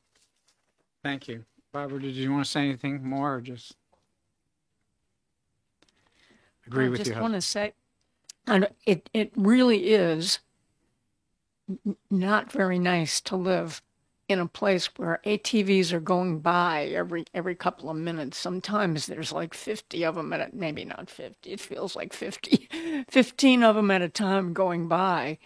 And, you know, we have our grandchildren live with us. And, yeah, it's just not, you know, there's pollution, there's noise. Sometimes there's a lot of shouting, and it's just really does disturb your quality of life for sure. Well, thank you. Thank you both. We should note that Bradford is closed to ATVs on these roads. Any questions for the speakers? Seeing none, thank you very much. And my last card in opposition, Jason Stock, New Hampshire Timberland Owners Association. Mr. Stock.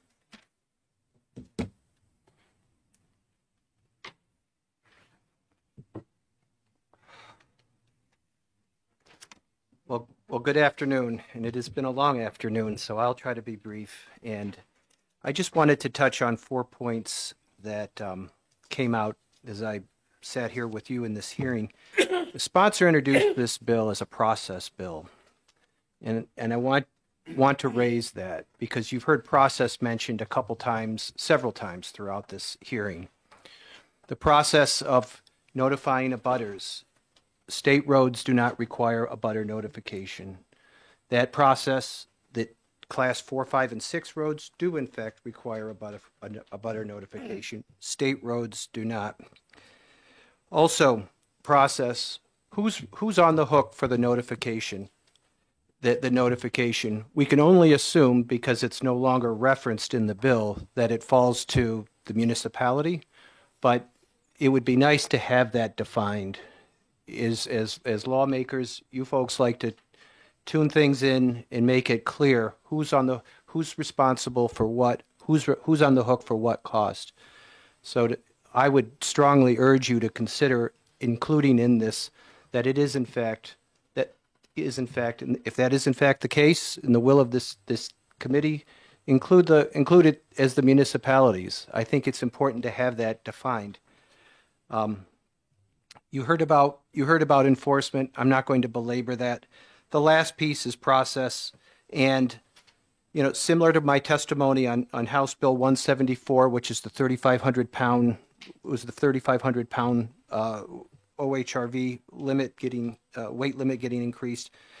House Bill 1188, there was a process established. NHTOA, Farm Bureau, and as you heard, others have invested time, money. We've asked members and others to invest time and effort into participating in that process. This bill sidesteps that process. I think Mr. Leahy's suggestion that this get retained and allow that commission to chew on it, decide how to proceed, would be appropriate. With that, I'll conclude my testimony. It's been a long afternoon, and I don't want to belabor what you've already heard today. But for us, we do speak in opposition to the bill as proposed for those very reasons, and I'm happy to try and answer any questions. Any questions? Seeing none, thank you, Mr. Thank you.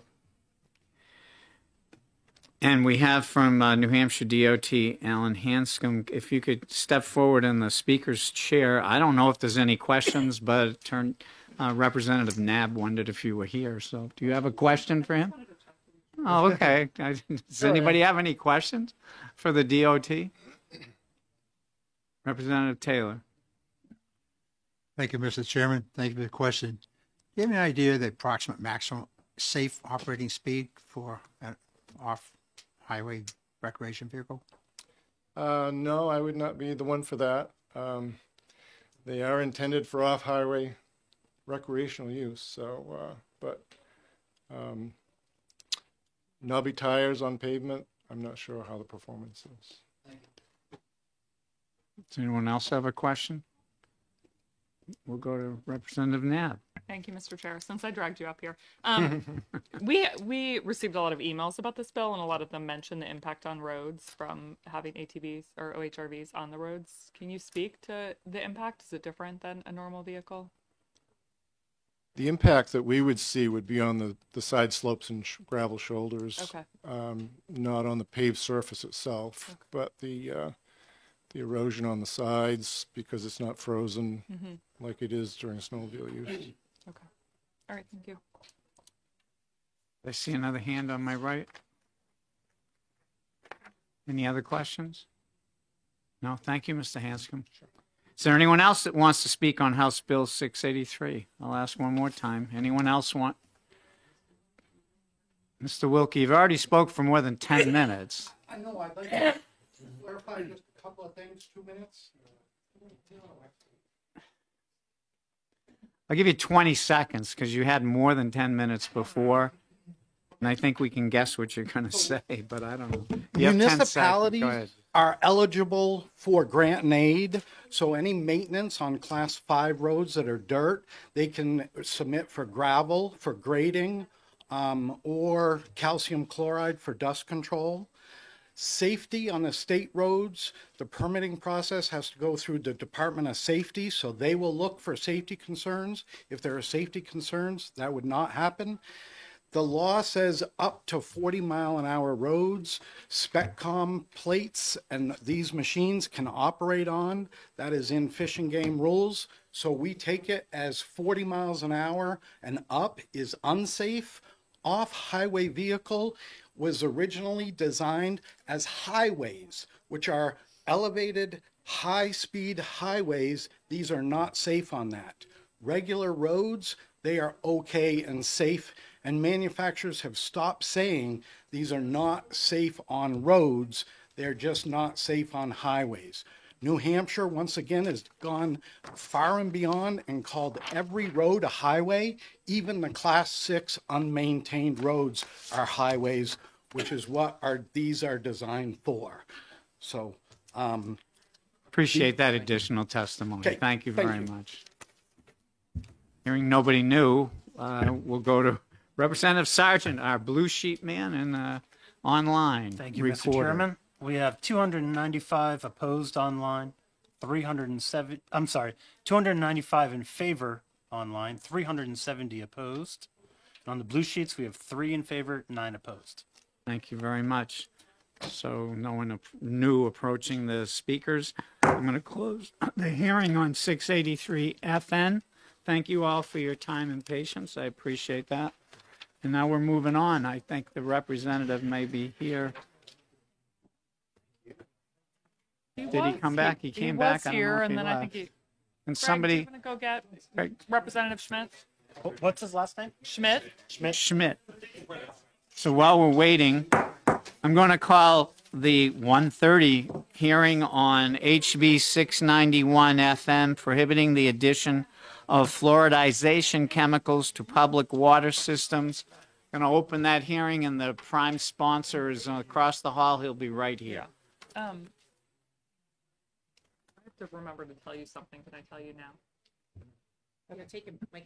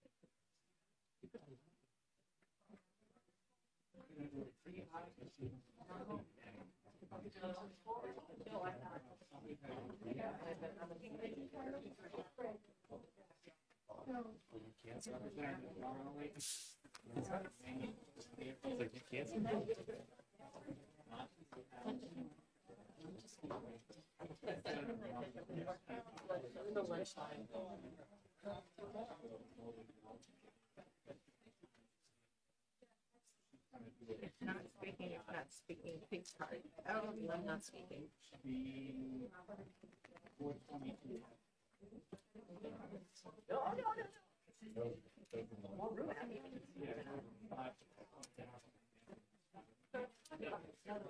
I know. Oh, no.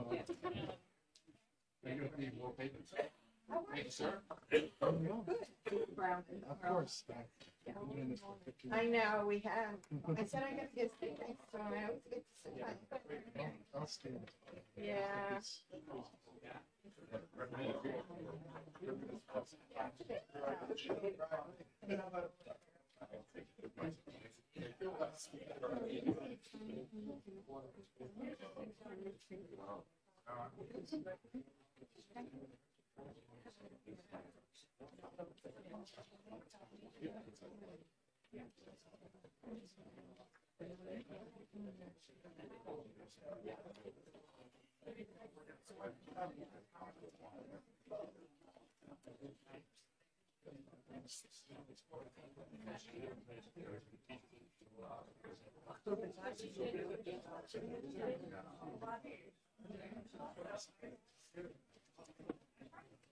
Stick by.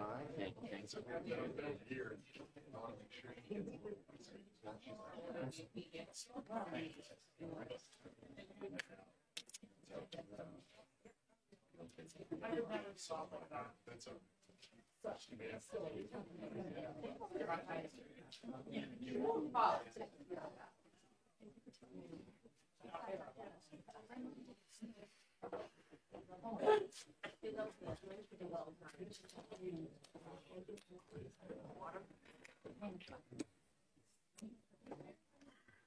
So because we have a number of speakers, I'm going to start this hearing on this bill, HB 691, and the clerk will be back in a moment.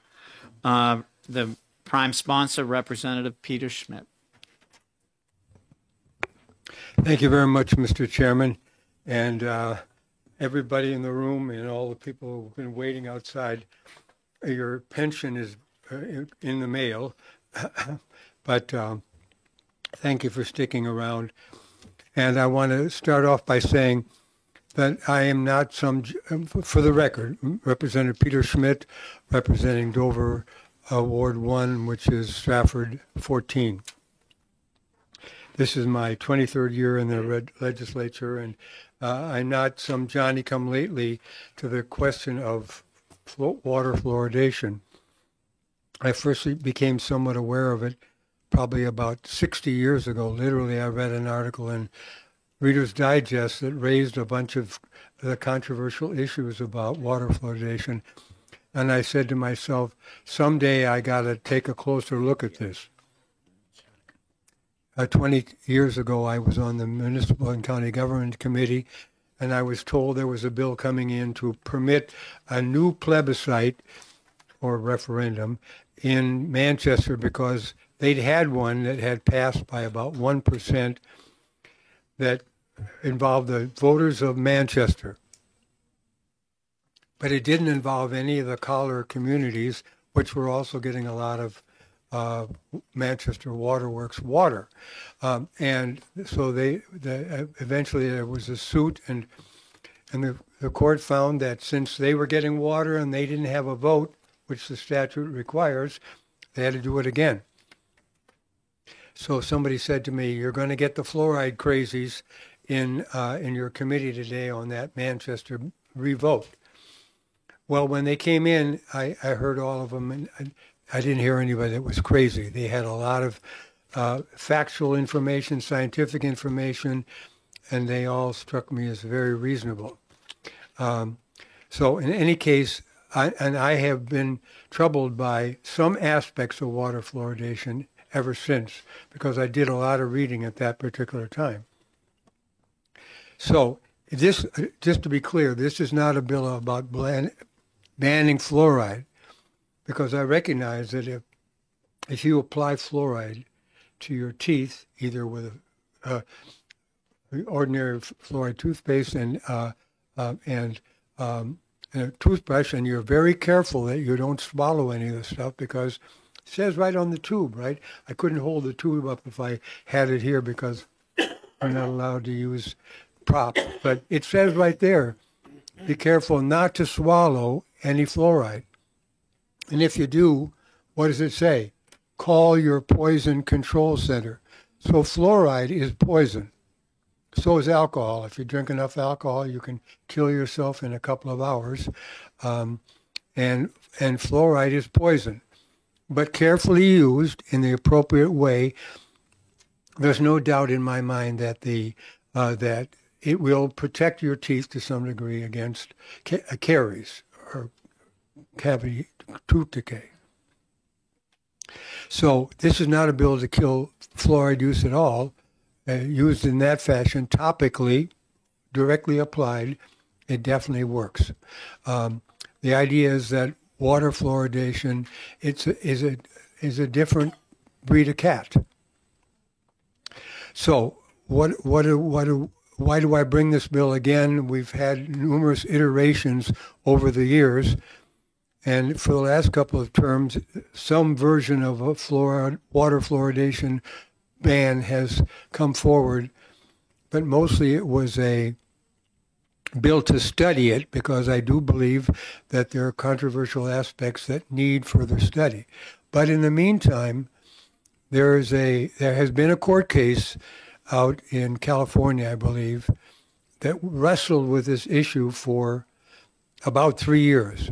And that court case has been decided, and the court ruled that the EPA has got to set to work writing rules to ban water fluoridation. That's the basis of this bill. I'm not going to argue the science, because I'm not a scientist, even though I read an awful lot about it. But there are a number of people here today that are practitioners in one form or another of tooth protection, but also of health protection. And I will say that the court case did rule that the consumption of fluoridated water by pregnant women creates a situation where the fluoride acts as a neurotoxin, which clearly, by virtue of high-quality EPA-funded studies, showed that it's a neurotoxin that lowers IQ of that developing child in utero, and continues to harm the developing brain even after the child is born if the mother makes the formula with fluoridated water. So I won't take any questions because I want you to hear from people who are experts, not from me, even if I'm right. Appreciate that, Representative. Thank you very much. Just so that everybody knows, we do have people here representing the New Hampshire DES and New Hampshire HHS, Department of HHS.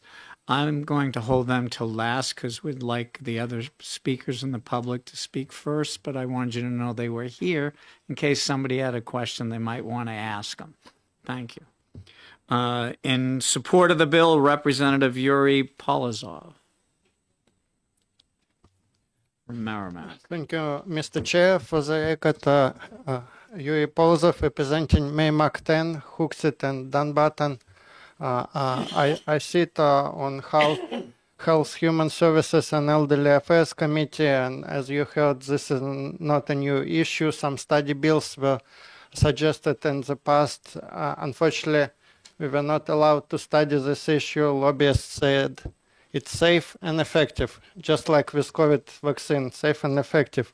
But now we have new data, federal data on neurotoxicity of these chemicals.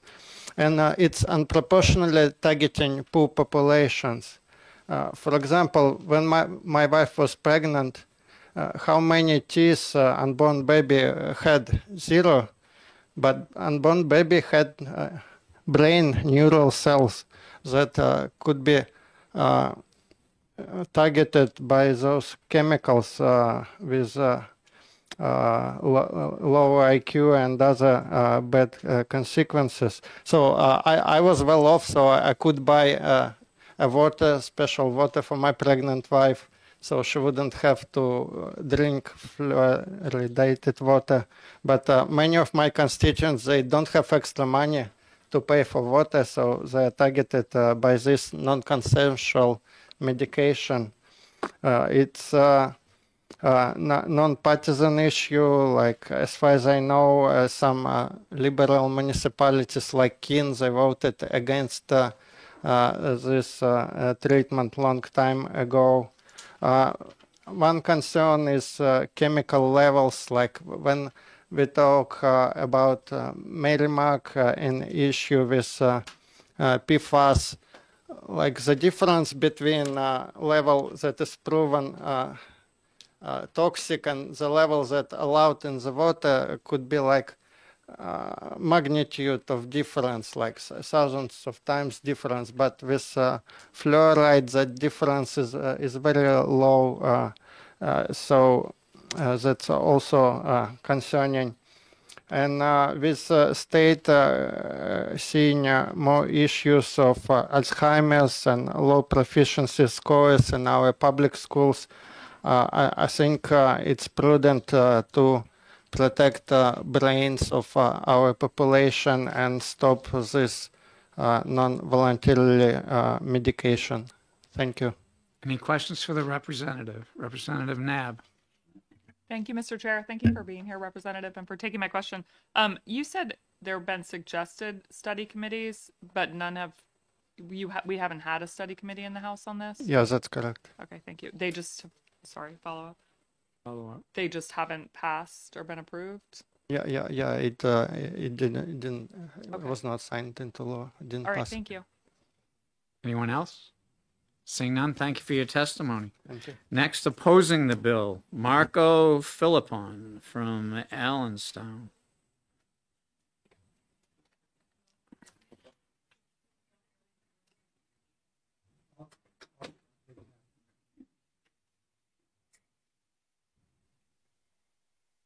Perfect. Thank you, members of the committee. Thank you for taking my testimony today. I will go back to what my mother once told me, be brief, yet be heard. So I know I said 5 minutes. I'll take less than 2. My day job, I'm the water treatment superintendent for the city of Concord. I am also on the legislative committee for New Hampshire Waterworks Association. And I'm here to say that we oppose the bill as written for 3 real specific reasons. So for the City of Concord and New Hampshire Waterworks Association, we support local decision-making at the community level. Right. Secondly, there is a mechanism to stop fluoridation. So if any community Concord wanted to do that, the residents would simply get in touch with their counselors, get on the agenda, a referendum vote, and then we turn off the fluoridation if the community so decides. And, one of the other things, certainly, if you understand the water world, it's a very heavily regulated industry. So we have folks, good customers of mine, that sit up at the top of the hill, mentioned before, DES and HHS. And these folks monitor these contaminants, if you will, for a living. So they are very well aware of the subject, much more versed than I am. And they are looking at this continually. So I believe if there was a determination that at this time, and again, I won't bore you with all of the science, EPA is going to be looking at this again. If it was determined at this time that it was harmful to the population, then it's very straightforward. They would regulate it out, and we would have to comply. Again, very simple process to stop fluoridation. So for those reasons, we oppose. Thank you. Any questions for the speaker? Representative Nab. Thank you, Mr. Chair. Thank you for taking my question. You said there are 12 communities that add fluoride to their public water. Do you have any estimate of the number of public water utilities in the state? That I wouldn't know off the top of my head. DES is here. I can probably look to my left to get a rough number. 1,300 systems. Okay. Can we not ask the people questions? Thank Sure. you. You'll have an opportunity to Okay, speak. I'll follow up with Sure, DES. thank you. Yeah, thank you. Thank you. Thank you. Anyone else? Okay, thank you very Perfect. much. Thank sir. you. Supporting the bill says he needs 6 minutes, but I hope it's a little less. Stuart Cooper, Fluoride Action Network. Stuart?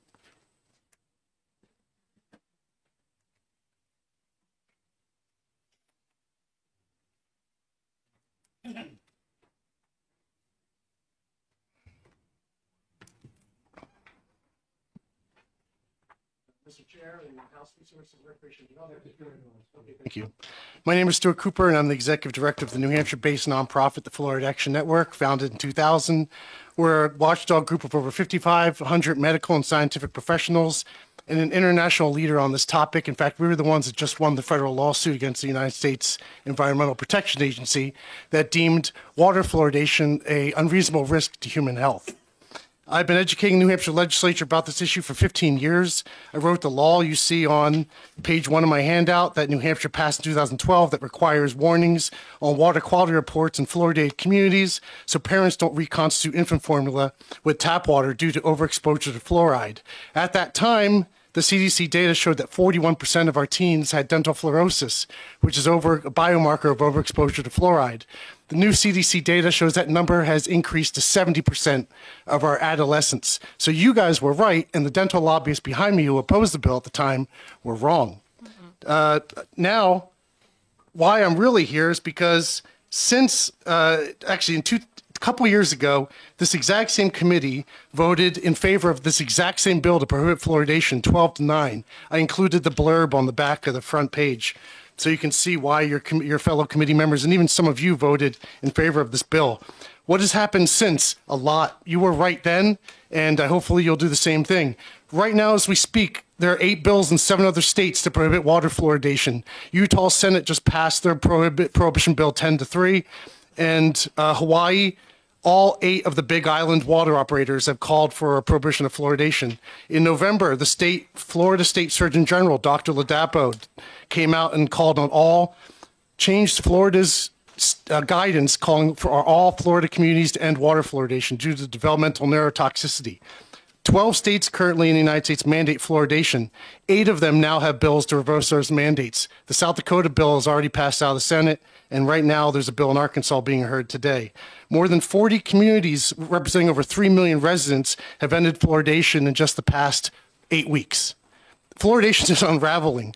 In the coming weeks, and I'm announcing this now because we've already been in communication with the U.S. Department of Health and Human Services. In the coming weeks, representatives of HHS at the federal level are expected to send out an advisory echoing the Florida Surgeon General, recommending that all communities in the United States end water fluoridation due to fetal and infant neurotoxicity and overexposure. If we don't pass this law here in New Hampshire, communities will not be able to act quickly because New Hampshire law currently requires a long referendum process. Thousands of signatures will have to be collected. City councils cannot make a decision right now in New Hampshire. This will take years. Is New Hampshire going to be among the first states to act or among the last? So why is this happening? Well, NIH in recent years has funded 10 studies looking at fluoride and developmental neurotoxicity. All 10 found developmental neurotoxicity at levels seen in fluoridated communities. The National Toxicology Program, studied this exact issue for 8 years. They published a report in August. The report found that of the 74 studies on this issue, 64 found developmental neurotoxicity. That's 89% consistency. Of the 23 studies that they considered highest quality, 95% of them found developmental neurotoxicity. That's your National Toxicology Program. Former director Linda Birnbaum has come out recently in a statement saying water fluoridation should end. You should not be adding a developmental neurotoxin to the drinking water. Also, this impacted our federal lawsuit. We sued the EPA in federal court. It was an 8-year lawsuit. The judge heard many weeks of testimony, hundreds of hours of deposition footage, and he concluded that water fluoridation at 0.7 poses an unreasonable risk to human health. He has now required the EPA to promulgate rules, they have 3 years to do so, that eliminate that risk. TSCA only allows two things. They can either pass a warning telling pregnant women and children not to drink tap water, which I don't think they're going to do, or they can end the commercial sale of fluorosilicic acid and other fluoridation chemicals. So fluoridation is already coming to an end. The question is, are you going to subject New Hampshire citizens to 3 more years of it? I have emailed all of you, and I'm going to send it again after immediately following this hearing, of our deposition clips. We have deposition clips from CDC representatives who will verify that what you're about to hear from the people behind me is inaccurate. The CDC acknowledges that there's no benefit to infants from water fluoridation, that they cannot cite any evidence of benefit to swallowing fluoridation. They have no safety data on fluoride in the brain. The EPA said the exact same thing under oath, as did the National Sanitation Foundation, as did the American Dental Association. You can watch these clips yourself in your email. The CDC also said that there's no benefit to children's teeth if fluoride is swallowed by the mother, and it does not provide benefit during the first 6 months of life. You're going to hear that fluoridation is perfectly safe and effective. I challenge you, hopefully one of you will ask those people saying that to provide you one randomized controlled trial study in RCT, the gold standard for evidence. After 80 years of water fluoridation, not a single RCT has ever been conducted on the safety or effectiveness of water fluoridation. Please ask for it. They will provide you nothing because it doesn't exist. And again, the NTP found of 74 studies looking at this subject, 64 found harm. So there are no studies showing safety. NTP did not find safety. Lastly, I will point out that New Hampshire, even though we're one of the least fluoridated states in the country, and Vermont is actually the second least or among the least fluoridated state in the country, our states are second and third in lowest rate of dental decay for children. Meanwhile, states that are 99% fluoridated, like Kentucky, Minnesota, and Illinois, have double the decay rates for their children. So I guess I'll happily take any questions if anyone has any about the lawsuit or anyone has any about the NTP report, but I would please just urge you to join 95% of the world and 98% of Europe in prohibiting water fluoridation. We're the extreme outlier in this situation. The science has changed. The experts, at least in toxicology, are entirely on board with ending water fluoridation, and that's what the science shows. Thank you. Any questions, Representative? Thank you, Mr. Chairman. Thank you for taking my question about the lawsuit entitled or captioned Food and Water Watch, Inc. Versus United States Environmental Protection Agency. On September 24th, 2024, the judge in that case, who was an Obama appointee and a former ACLU attorney, issued an 80-page findings of fact and conclusions of law, which for those who are not attorneys, which I am, it's basically the judge's order in the case. In January, I believe, the EPA has filed an appeal of that, and it's currently going up before the Ninth Circuit. will you be participating in that appeal? And do you think that moving now before the appeal is decided is premature? Actually, I'm glad you brought up. They filed a notice of appeal. So no briefing and no appeal was actually filed. And it was filed by an EPA administrator who was only in office for a couple of weeks and who was fired the next day. And the Trump administration has already put a 90-day hold on all such appeals. And so that's going to go beyond the date when they could have, the deadline's going to pass. So the notice of appeal is actually at this point moot and meaningless. If they do appeal, if there is some official appeal by the Trump administration, although I don't believe there will be because their HHS has already told us that they're going to be putting on an advisory telling communities and fluoridation, we will of course fight the appeal. Yep. One follow-up. That, unfortunately for me, that's more of a problem. I would rather have, if you have the Ninth Circuit coming out and affirming this decision, I think you've got settled law, pretty solid. Now, if that's not going to happen, I guess my opinion of things is a little up in the air. Okay. Sorry. Anyone else have a question of the speaker?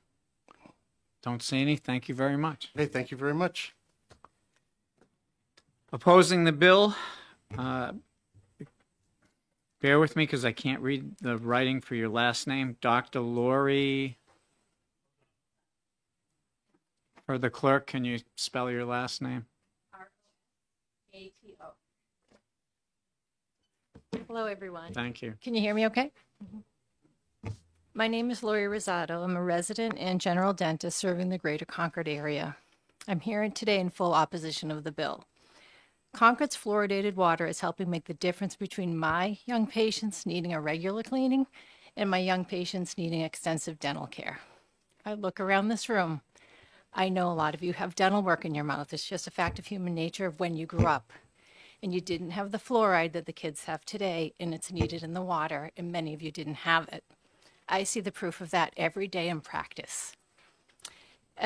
What I have not seen here, however, are examples of neurological disorders that are connected to the community water fluoridation. And we have the studies to prove that.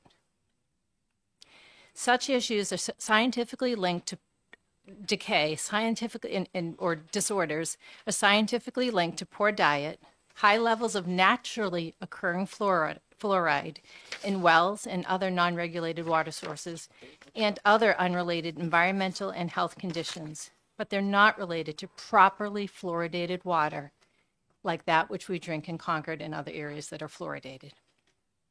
As a dentist, I've read the National Toxicology Program's recent monograph. It's lengthy. I encourage you to try to read it. There's a lot in there that is probably you need a science mind to read it, but essentially in there, there's nothing in that document that even suggests that the standard of 0.7 parts per million in our water is unsafe. In that study, it states double that dose to be causing the issues of neurological disorders, of which we don't do. We do 0.7 parts per million currently in fluoridated community water. Certainly a high dose of fluoride, the 1.5 parts per million, for example, pose health risks. Just like anything else, someone mentioned alcohol earlier. Anything at a high dose is going to cause health risks. The solution for anyone who's concerned that they're consuming too much fluoride is not to ban the water fluoridation, which only accounts for about half of the state's water supplies, as the numbers were just said. Rather, residents should talk to their physician and their dentist to determine the issues that they're worried about. But the evidence-based research that I receive from legitimate sources, the American Dental Association, the CDC, the American Medical Association, the WHO, there's countless university studies, hundreds, thousands of them, all answer the questions this bill asks. Fluoride in proper dosage is safe and beneficial for children. If my testimony and I seem familiar, I, along with many of my dentist colleagues, have appeared before you before, presenting this information on multiple occasions. And each time, we've had the same people oppose us, and we come to the same conclusion of its safety. Dentists are here to protect the public oral health. We gain nothing monetarily by asking for you to vote against this bill or by advocating for local community water fluoridation initiatives. It's simple to me.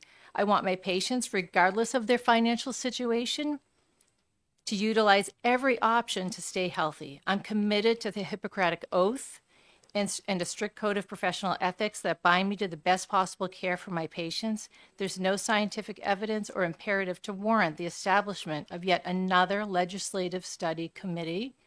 I therefore ask that you vote this bill inexpedient to legislate. Thank you. Thank you, Doctor. Any questions for the doctor? Seeing none, thank you very much for your testimony. In support of the bill, Charles Norrath, AEHSP, American Environmental Health Studies Project.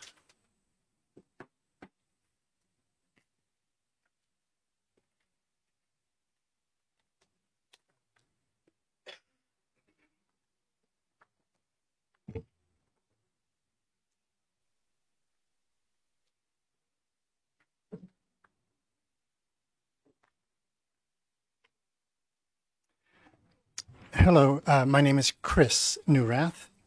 I'm the science director of the American Environmental Health Studies Project, and I've done research on fluoride for over 30 years. I want to first address the most glaring false messaging that defenders of fluoridation seem to have chosen as their response to the National Toxicology Program's report on fluoride neurotoxicity and the federal court's decision that fluoridation poses an unreasonable risk of child IQ loss. Fluoridation defenders claim there are no studies finding IQ loss at exposures relevant to water fluoridation. They say studies finding harm were only at exposures twice as high as from fluoridated water. Fluoridation in the U.S. is done at a concentration of 0.7 milligrams of fluoride per liter. And the false message is that only studies with concentrations of 1.5 milligrams per liter or higher have found IQ loss. But this is simply not true. Page 1 of my handout shows the recent systematic reviews of fluoride neurotoxicity, all within the past year, as well as the court decision. Each of these considered the evidence from all studies. They didn't just cherry pick a few studies that showed what somebody wanted to show. If you look at the figure on page 2 of the handout, you'll see a chart illustrating the actual fluoride exposure levels of all the studies rated high quality by the NTP. And page 3 is a table of the data for the chart. Of the 23 studies, 7 found IQ losses at exposures below 1.5 milligrams per liter. Furthermore, 3 of those were specifically from artificial fluoridation at 0.7 milligrams per liter, or its equivalent from fluoridated salt. Studies finding IQ loss are color-coded with the blue symbol. All of the studies above 1.5 have the blue symbol, and the majority below 1.5 do. Fluoridation defenders are simply not telling you the truth when they claim there are no studies finding harm at 0.7 or below 1.5.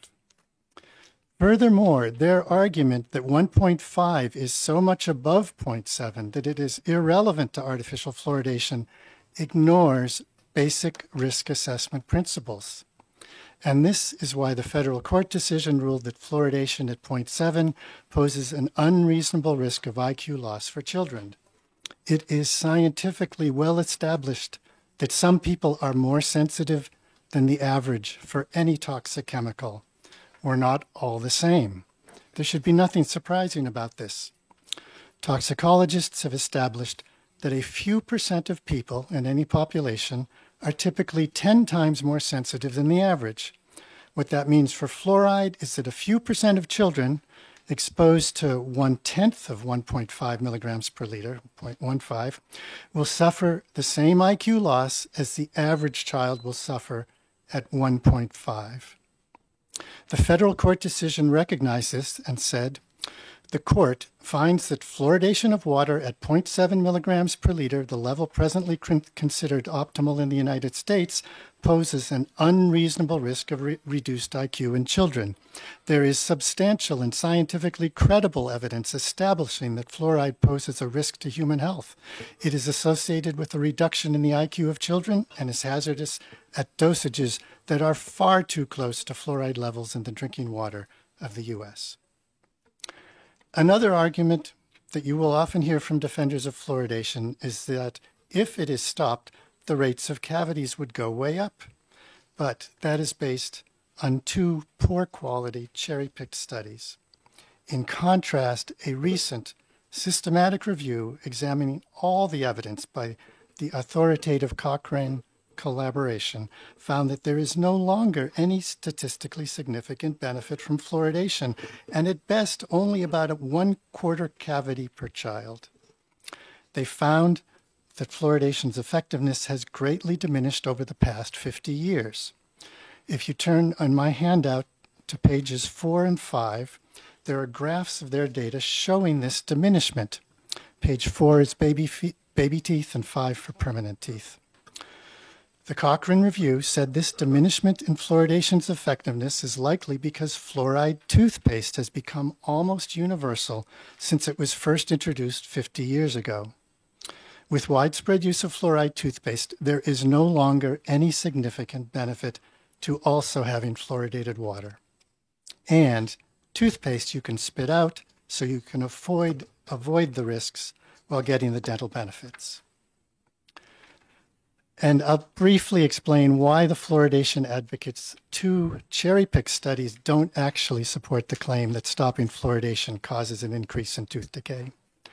The two studies, one was in Calgary, Canada, and the other in Alaska. What you won't hear is that the cavity rates in Calgary were going up even during the years before fluoridation was stopped. They continued climbing gradually after fluoridation was stopped, but they did not spike.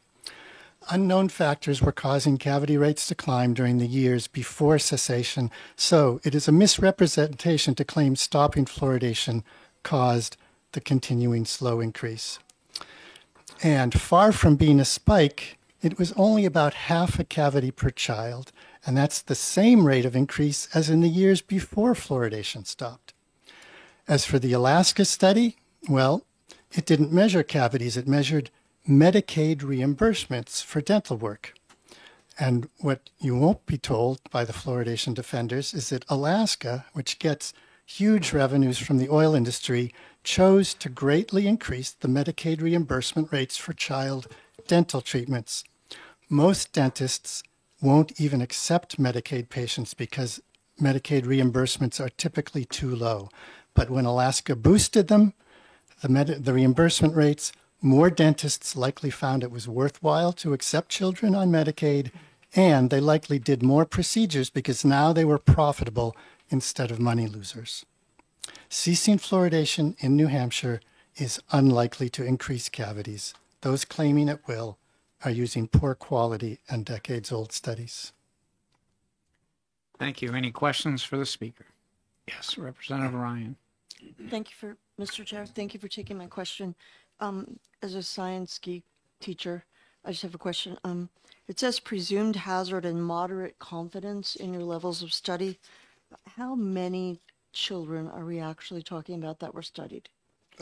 Which, are you talking about something in the handout? It says, what did the NTP find on your 6-year fluoride neurotoxicity evaluation?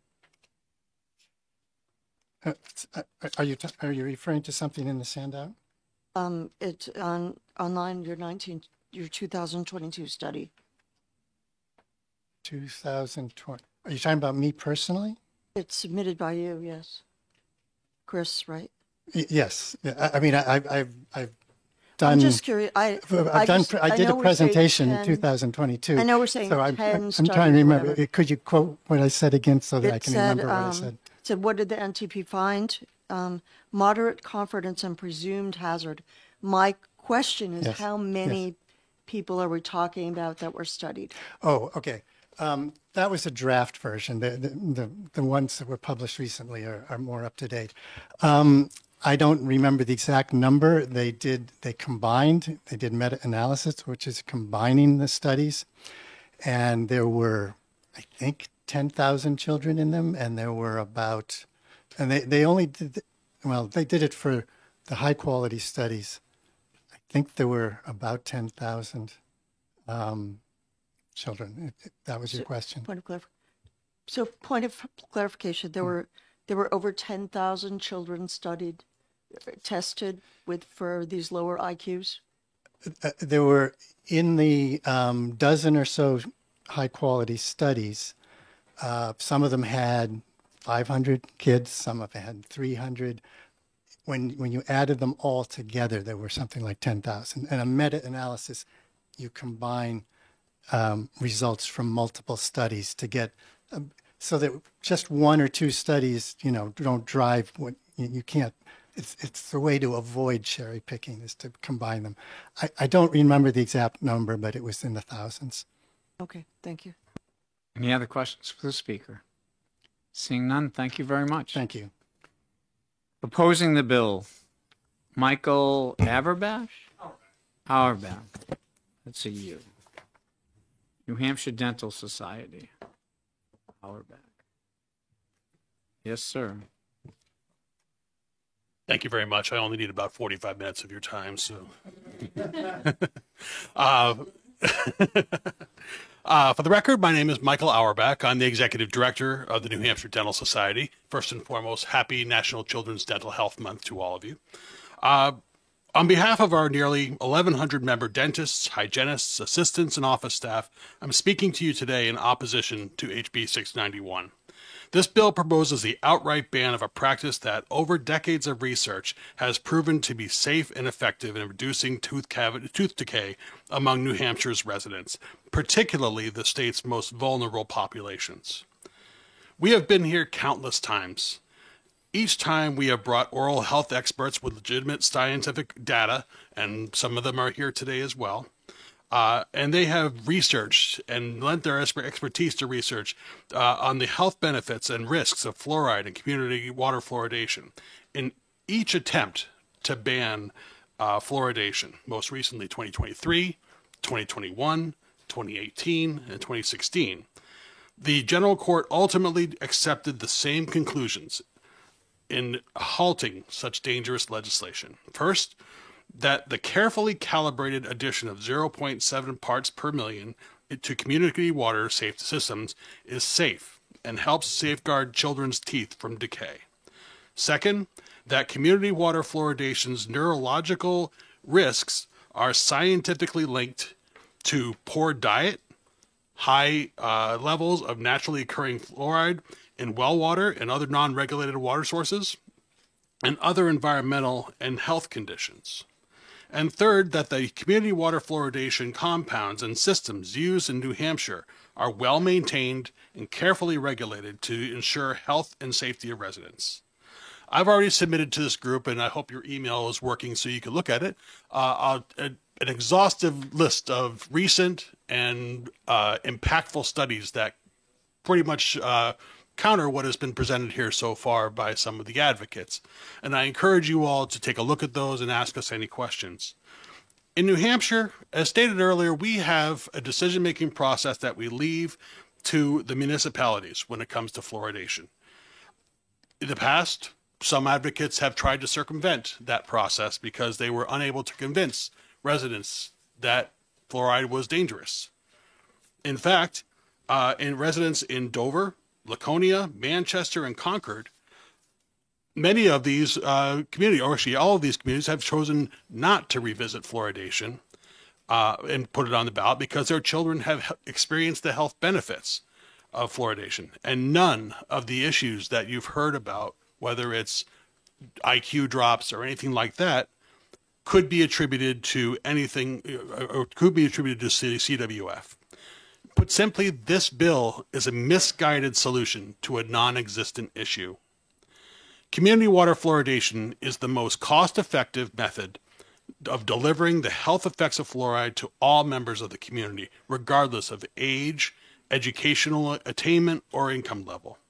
For all these reasons, the New Hampshire Dental Society respectfully requests that this committee rejects this legislation and vote it inexpedient to legislate. I'll take your questions. Questions for the speaker? Representative Sargent.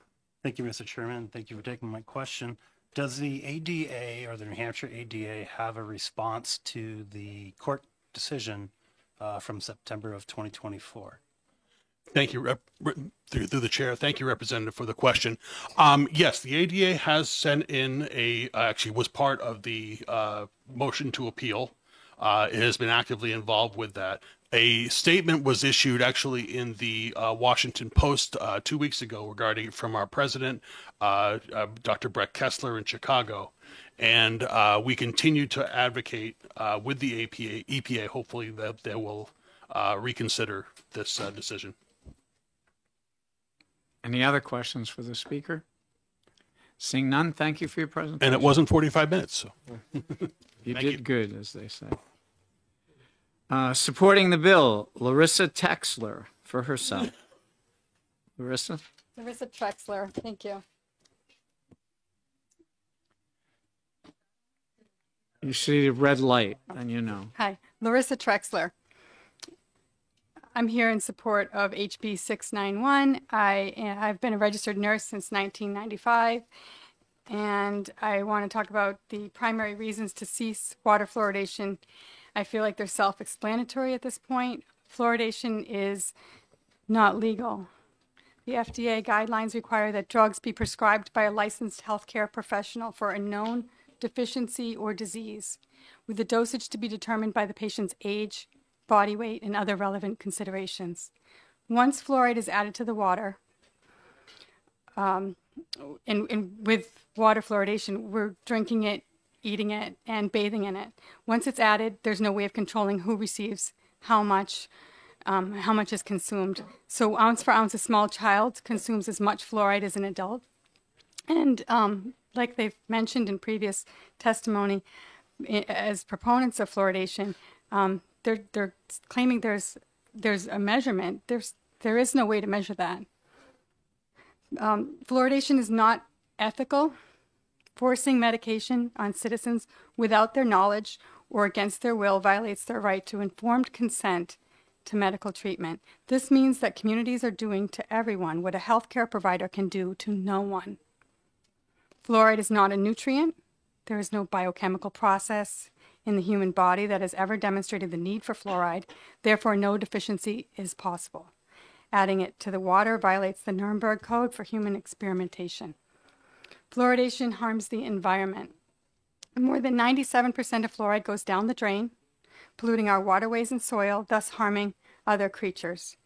And for example, the fluoride runoff in the Snohomish and Columbia rivers in the Pacific Northwest narcotized the brains of salmon, causing them some difficulty swimming upstream to spawn. So what is fluoride? Fluoride is a lie. The FDA considers fluoride a drug, but the EPA considers fluoride hazardous material.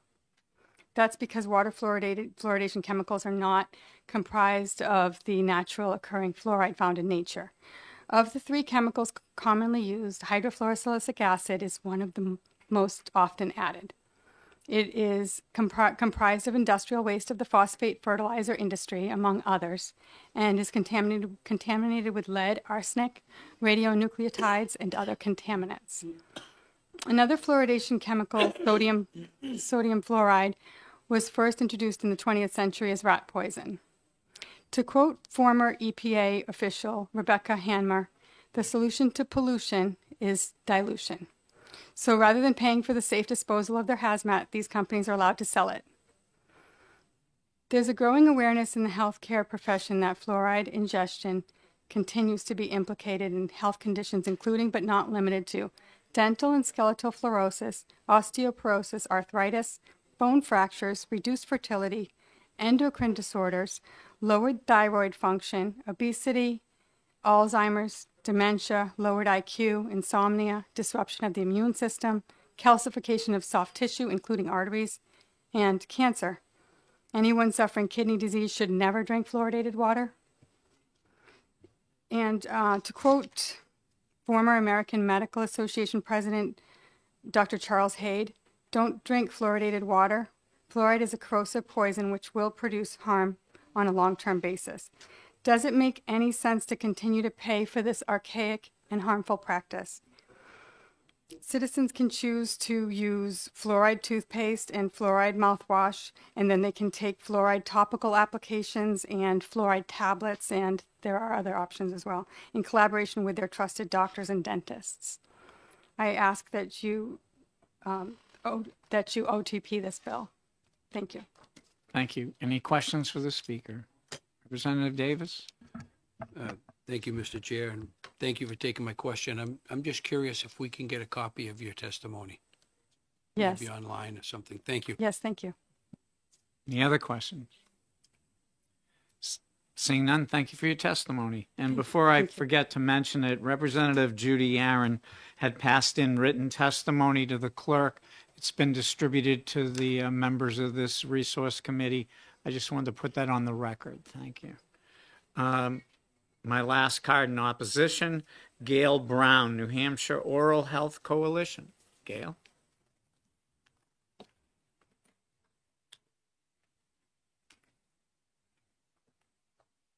And as Gail's passing out a written testimony, just so you know, I'll call up if there's any questions for DHS after Judy. She passed in written. Yeah, yes. Are we ready? Yes, Are you go ready? ahead. Okay. Thank you very much for the opportunity to join you today. My name is Gail Brown. I'm with the New Hampshire Oral Health Coalition. And if you want to know who our governance and leadership group is, they're on the right of your testimony, so take a look at that.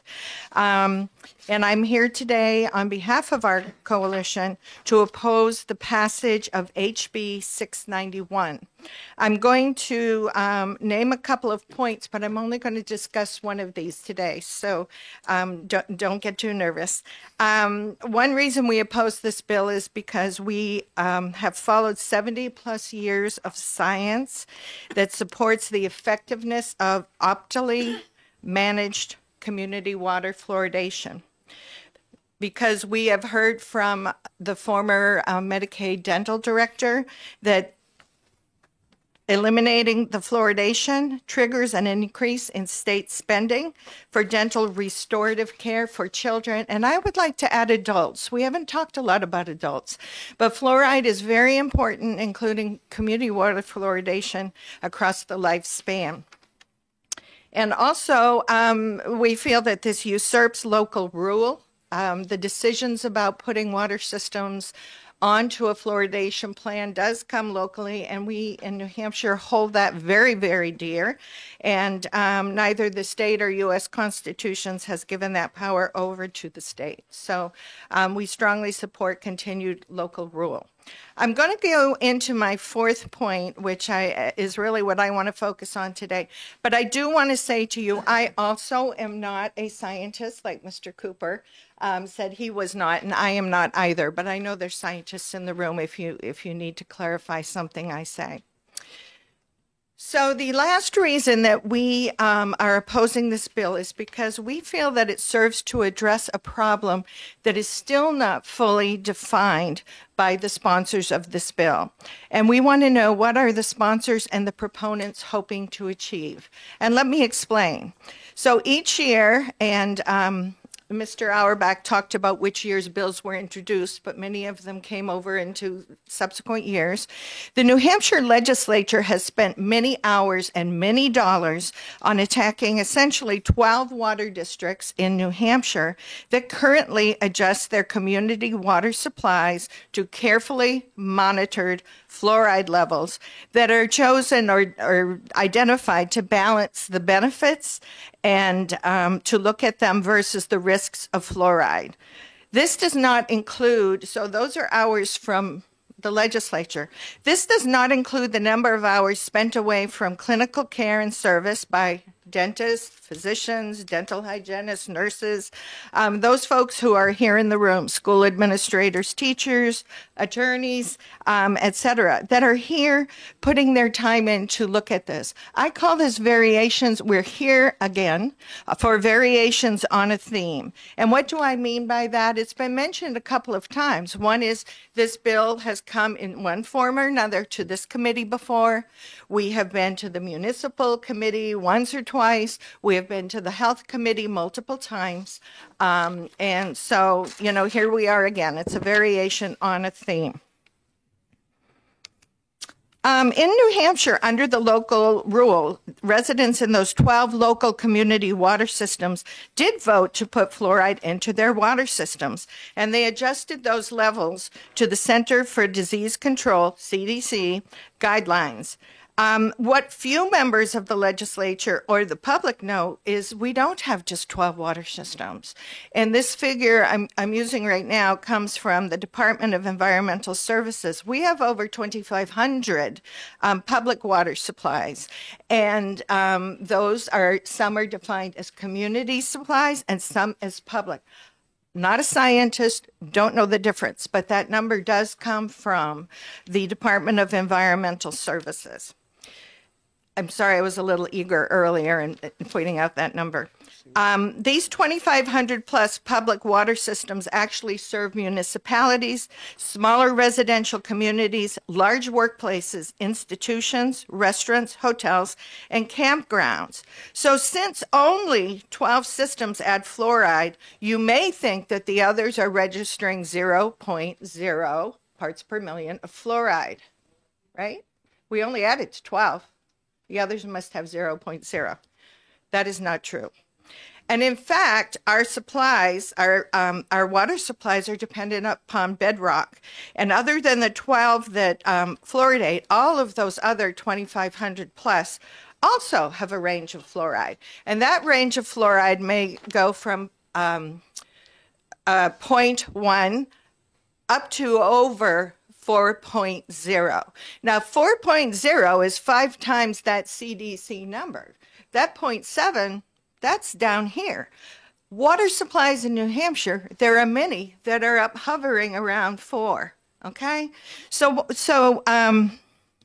when the source, even at 2.0, that's 3 times what we consider the optimal level.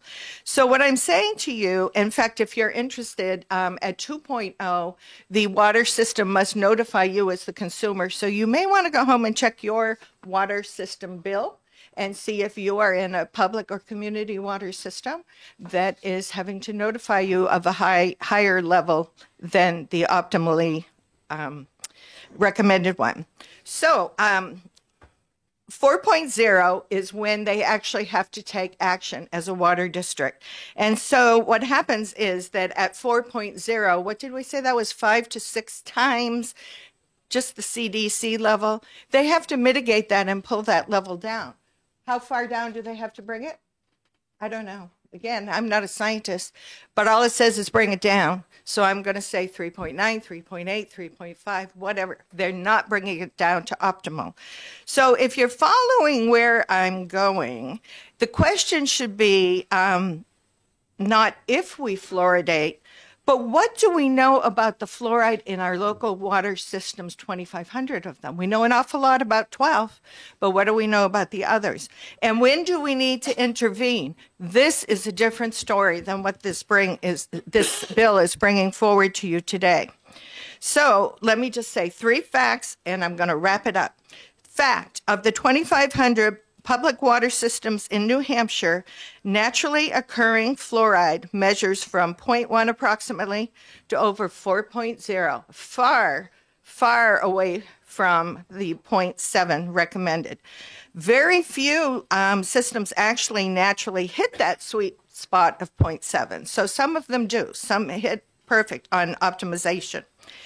Fact, current state and federal laws only intervene when levels hit 2.0 plus, notifying you, or 4.0, mitigating it down below 4.0.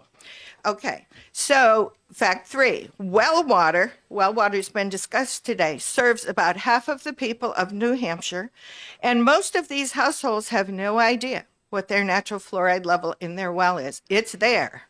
It's there. They just don't know. So if you're on a well, you can get a test kit and you can find out for your household. So what is the problem that the sponsors of this bill want to solve? I am not sure. If it's to eliminate the fluoridation of water, is it to eliminate fluoride in water? Not sure. As we know, as we just talked about, there's a lot, 2,500 that have fluoridated levels at currently unmanaged levels. The only managed levels are in those 12 water districts. So I leave you with that question. On behalf of my constituents, we feel this bill is not ready for discussion because we're not sure what we're trying to get rid of. And we again oppose HB 691 and we request that you go inexpedient to legislate. Thank you. Thank you. Any questions for the speaker? Representative Sargent. Thank you, Mr. Chairman. And Gail, I see your signature has a JD after it. Yes, so I feel sir. okay I knew asking you'd this see question. that. I may or may not know. Fair enough. But I will find out. My thought is, and I want to know if you agree or disagree or anything else. Do you think about it? Okay. So I agree with the prior speaker, given the current presidency and what's happening, that this decision issued in September of 24 from the federal court out in California will probably not be appealed fully. I hadn't thought of that change in administration until it just pointed out to me, which is unfortunate for me. But the judge ruled that the EPA has to initiate rulemaking on fluoride. That's the judge's rule. That's the standing order.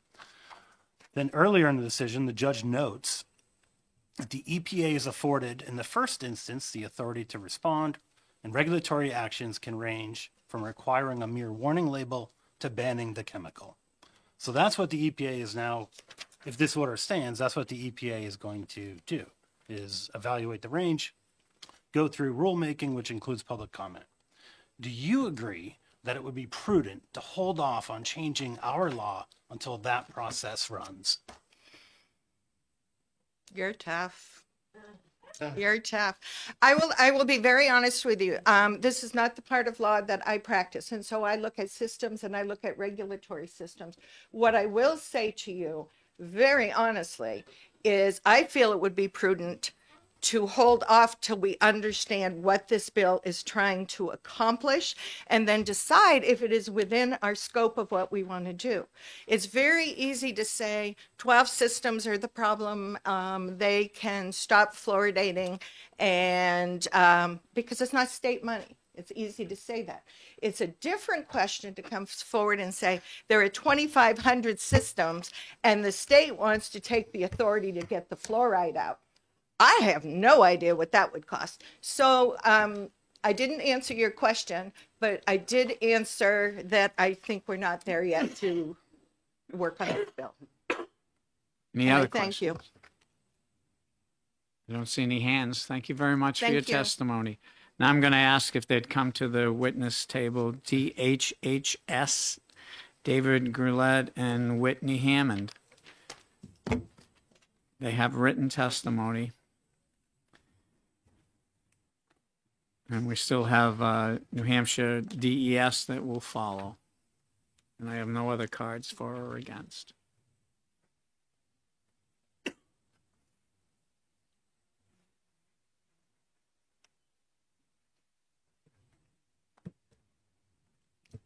Hello. My name is Whitney Hammond. I'm the Deputy Director for the Division of Public Health Services, and I'm joined today. I'm Dr. David Grouet. I'm a dental consultant for DHHS Dental Unit. So I'll quickly go over the things I wanted to cover and then hopefully leave time for any questions that may have come up throughout the course of testimony. I wanted to first just address and give context to dental decay as an issue in New Hampshire. So I heard some reference to that we have the lowest rate of dental caries, compared to other states. There was some talk about, is this a children's issue or an adult issue? So I came with data that our department collects just to give a little bit of context. So dental caries are pretty much one of the most important, significant chronic diseases among children in New Hampshire. Around 59% of children right now in the state have dental decay. And a number of those individuals have untreated dental decay, which can lead to lots of different consequences. I don't know if any of you have had the experience, but it can be quite painful. It can make chewing difficult. It can make it difficult for a child to pay attention in school.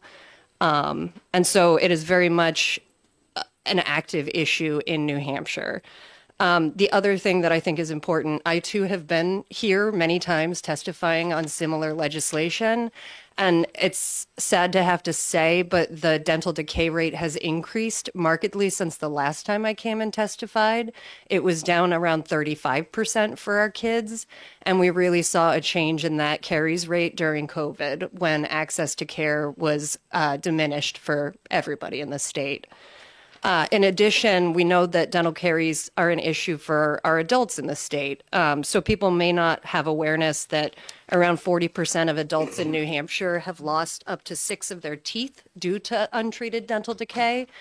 And topical fluoride and systemic fluoride, which I'll go into a little bit of the differences, are both connected with preventing that kind of tooth loss. So, and then it's around 12% of adults in New Hampshire that have complete total tooth loss, which is another thing at risk when you talk about removing community water fluoridation. A number of people have touched on it, so I won't go too much into it. Just to say that community water fluoridation is a well-established strategy with 80 years worth of evidence to show that it is safe at the optimal levels. There was some reference earlier to a lack of what are called randomized controlled trials related to the health effects and safety. Fortunately, we don't need RCTs because we have real life evidence from populations that have had exposure to fluoride. People may not be aware of the history of how we came to fluoridating water systems, but it was actually through population studies and epidemiology, where back in the 1930s, dentists started to identify communities that had far lower levels of dental decay, and they also started to identify fluorosis, which led them down the path of saying, this is an effective intervention for arresting tooth decay. So no, there are not RCTs because there's broad population data, which is a much more expansive data set than any RCT could be. Cost has come up a little bit, and I know I'm joined here to talk a little bit about the fiscal note worksheet that accompanied this. Part of why public health has promoted community water fluoridation as one of our most impactful strategies in the last century is because it's so incredibly cost effective. So for every dollar a community invests in community water fluoridation, there's an estimated $20 savings in downstream treatment. I will talk a little bit about what the Division of Public Health Services does in terms of providing fluoride to children in schools, but it's suffice to say much more costly to be applying individual fluoride treatment to children's teeth. I do want to talk a little bit, I haven't heard as much around the differences between topical and systemic fluoride application. I won't go into the science a lot, but it's just to say fluoride is a naturally occurring mineral. And part of the mechanism that it uses is to actually, so when you do topical fluoride application, that can be through toothpaste, mouthwash, but then a lot of clinical procedures. So we have fluoride varnish, we have silver diamine fluoride. So there are lots of different ways to put fluoride onto a tooth and it strengthens it, it mineralizes it. That's topical.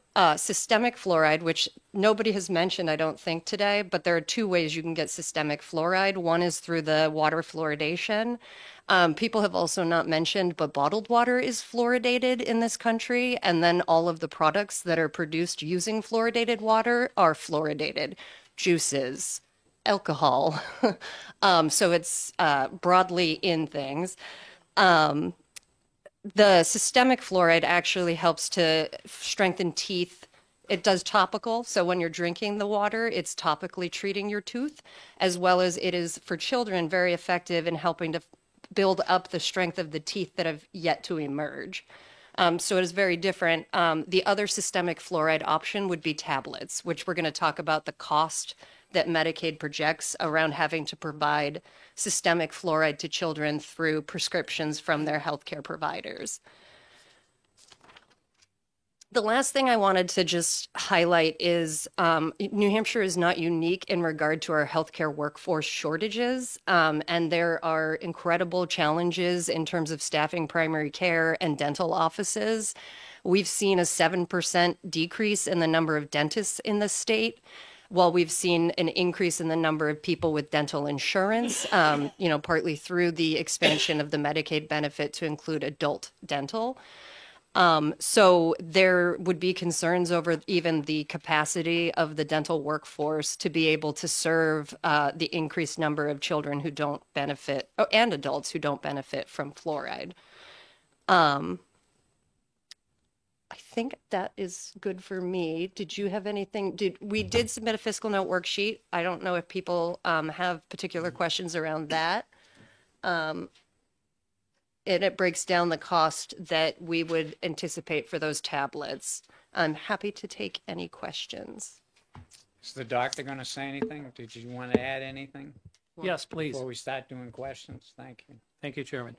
I'd like to start with the water fluoridation, people that are affected, and in the approximately 17 communities that we have that have the water fluoridation, there are almost 25,000 children under the age of 12. And it is this type of systemic intake of fluoride that it is the most potential, the most effective at preventing a dental disease from decay standpoint than adults.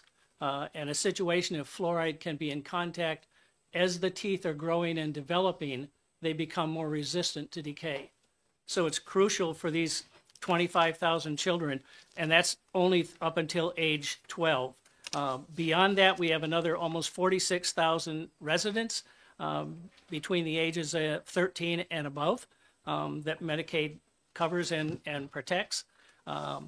We are expecting a significant change in prescriptions for fluoride. If the kids are not going to be getting the fluoride through their water, then it's going to be done by prescription. And it's done by prescription by your dentist or by your physician because that is the standard of practice. So if fluoride is eliminated from the patient, they will be added through prescriptions. And considering that is expected to be approximately $15 per person per month. So we're looking at a very significant increase just in prescription writing or in filling the prescriptions for an oral fluoride.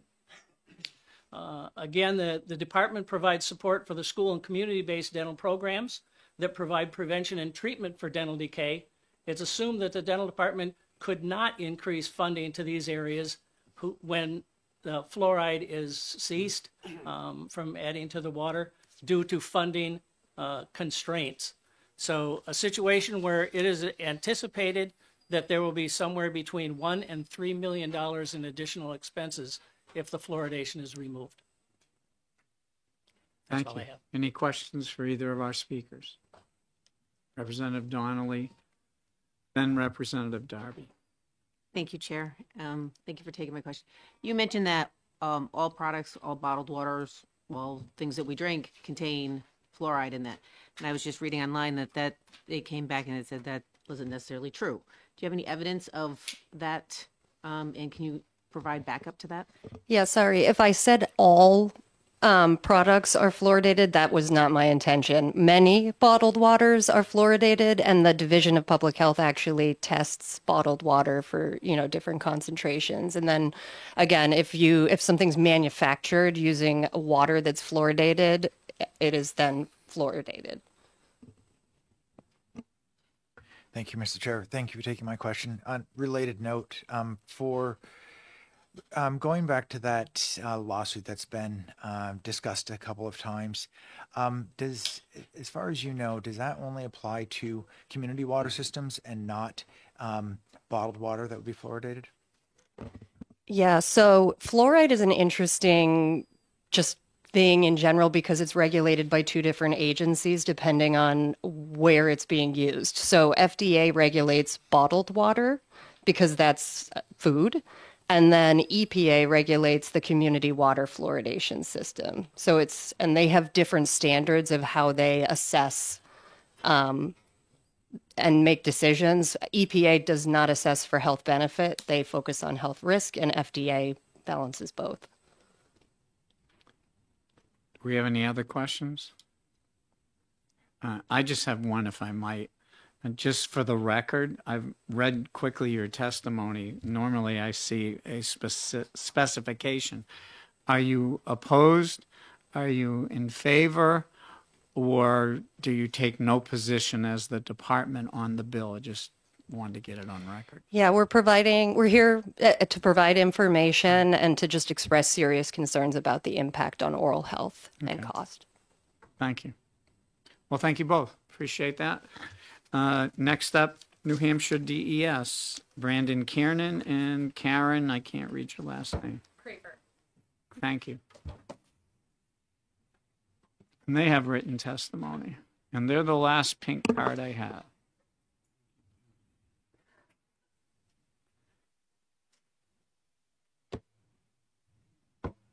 Well, the testimony is being passed out, if you don't mind me just asking. Is there anyone else that wants to fill out a pink card? So I'll know if I got any coming. I don't see any more. Thank you. Mr. Kiernan. Thank you, Mr. Chairman and members of the committee. I'm Brandon Kernan. I'm the administrator of the Drinking Water and Groundwater Bureau. I'm here with Karen Craver, who's the administrator of the Environmental Health Program at DES. And we're really here to provide some background information and answer questions. We're not taking a specific position on the bill today. I think, as you've heard, currently state law has a very good process for communities to put in fluoridation or to abolish it. This bill would dismantle that process and prohibit fluoridation statewide. I want to just point out from our standpoint at the department, we're aware of the optimal recommendations for fluoride in drinking water for its great benefit for oral health to be at a concentration of 0.7 milligrams per liter. And we have rules and procedures in place to ensure water systems are monitoring that daily and then providing information to the state so we have oversight to ensure that that system of putting fluoridation in the water is hitting those optimal levels. And so it's a very good process to support the fluoridation efforts in the state. We do regulate fluoride for 1,500 public water systems. There are 2,500. There's three categories. There's your community water systems, which is like City of Manchester, Portsmouth, or it could be a condominium association where people live essentially and get their water. They have to regularly test their water for fluoride. There's community non-transient water systems. That's a place like a school or a place of work where the same people go to the same place and drink the same water on a regular basis. They have to test for fluoride on a regular basis. And then there's what we call the transient water systems. So that's about 1,000 water systems. And that might be like a fast food place where different people are drinking the water every day, and they do not have to test for fluoride because it's a chronic exposure concern. And so the regulations don't apply to those systems. And I'm happy to say that all the systems that do have to test for fluoride in the state comply with the drinking water standards of 4 milligrams per liter. They're below that at this point. We don't have a lot of systems that exceed that, but there is sort of a belt in the Tamworth, Bartlett, Conway area where there's a number of very small community water systems that have exceedances and have to put in treatment, which can be somewhat complicated for fluoride, but they're doing that successfully. I just want to point out that as an agency, we constantly are tracking the best science around all contaminants and looking for peer-reviewed consensus information, and we continue to do that. We are very much aware of the EPA court ruling, which really just tells EPA to go back and assess risk. There's a lot of one-liners in that finding, including that this ruling doesn't really find that fluoride has been injurious to public health, but it does say EPA needs to look at risk and potentially regulate or respond to that risk.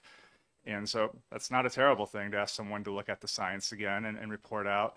And so no matter if the ruling's appealed or not, it doesn't immediately affect us because it's what we would want EPA to do, to be looking at the best science and updating any assessments. And I don't know if you have anything you want to add?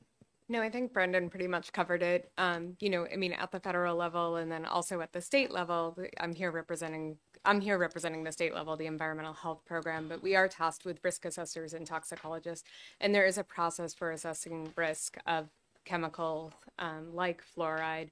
And in that risk assessment process, we are tasked with considering the most vulnerable population to select a level that's protective of the most vulnerable population. So as Brandon noted, the maximum contaminant level for fluoridation or for fluoride is 4 milligrams per liter, secondary max contaminant of 2 milligrams per liter, and that's where that notification occurs.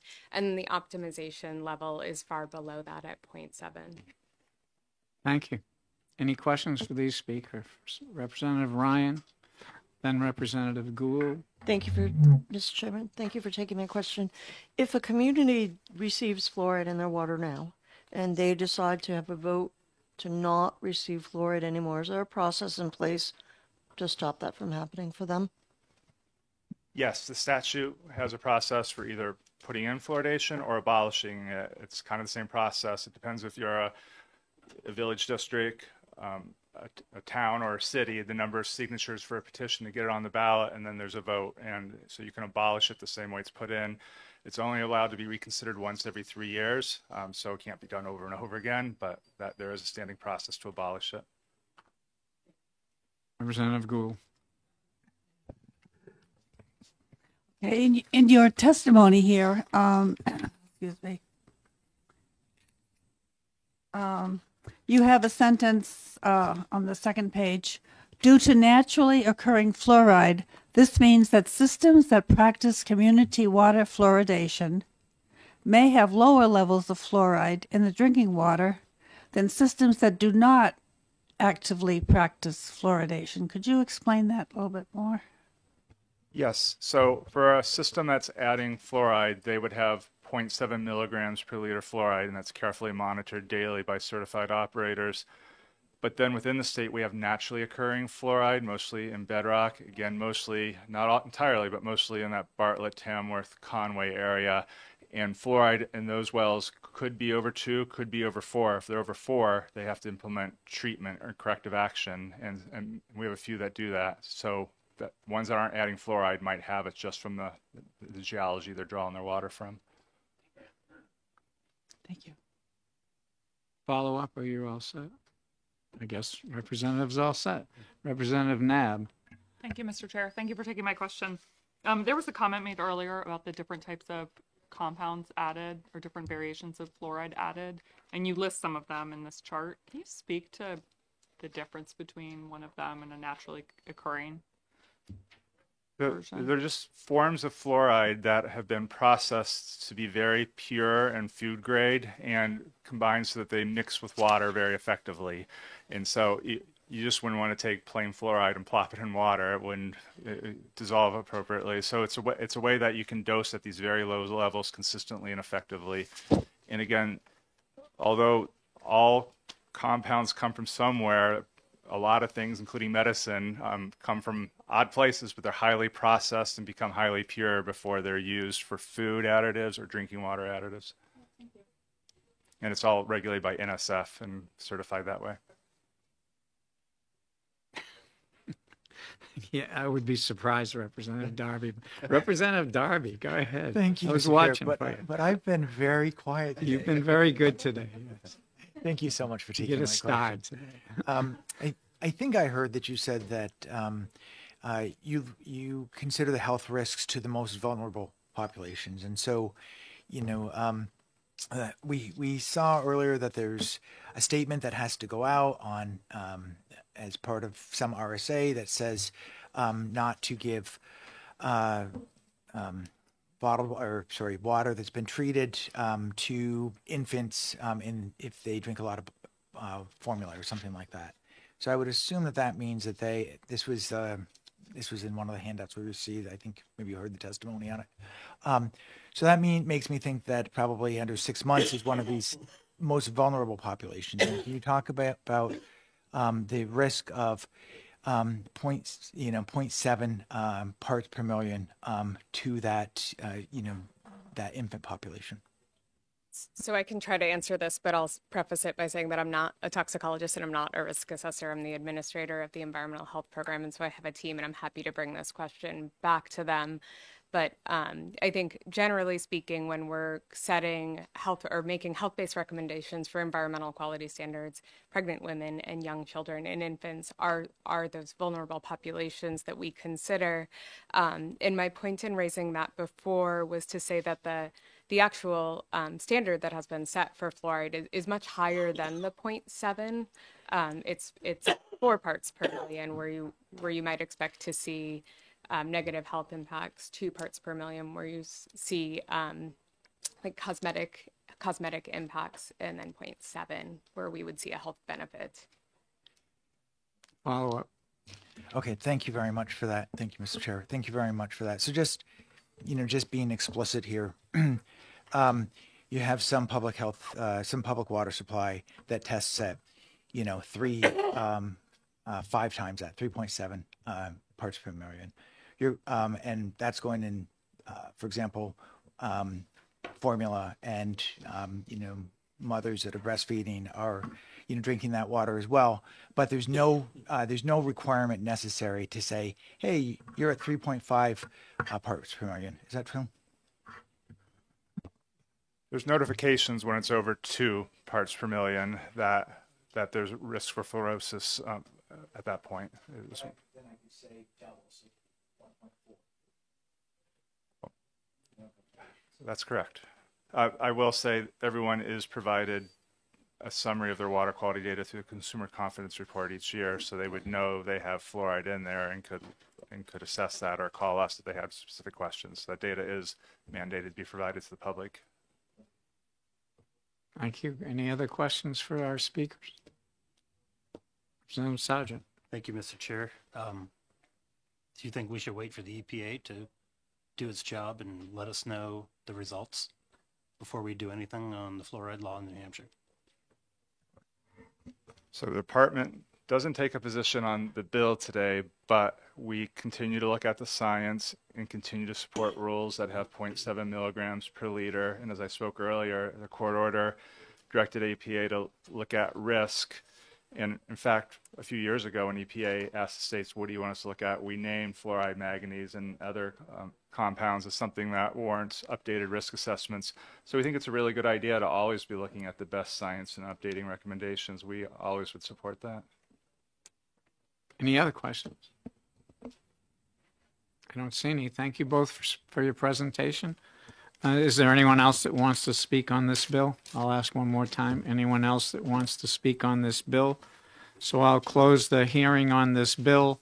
And for those present in the resources, let's... 691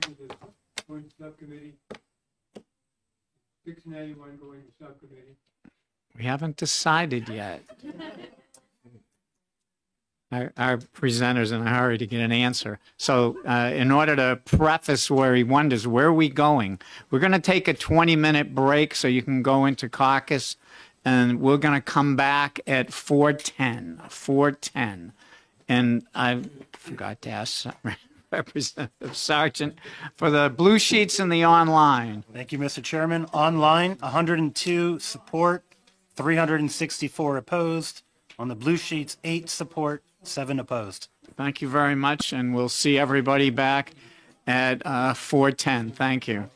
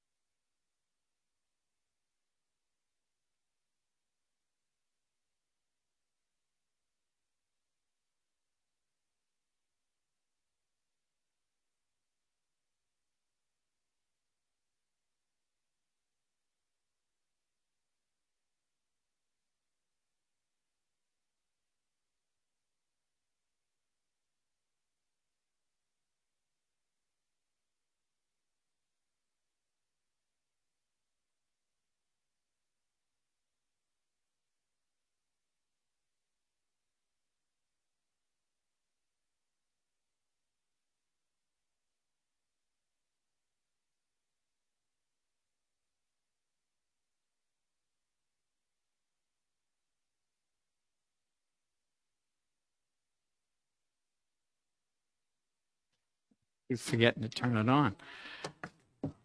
Good afternoon. I'm going to open the voting on the bills that we heard late morning and early afternoon. We have 3 bills.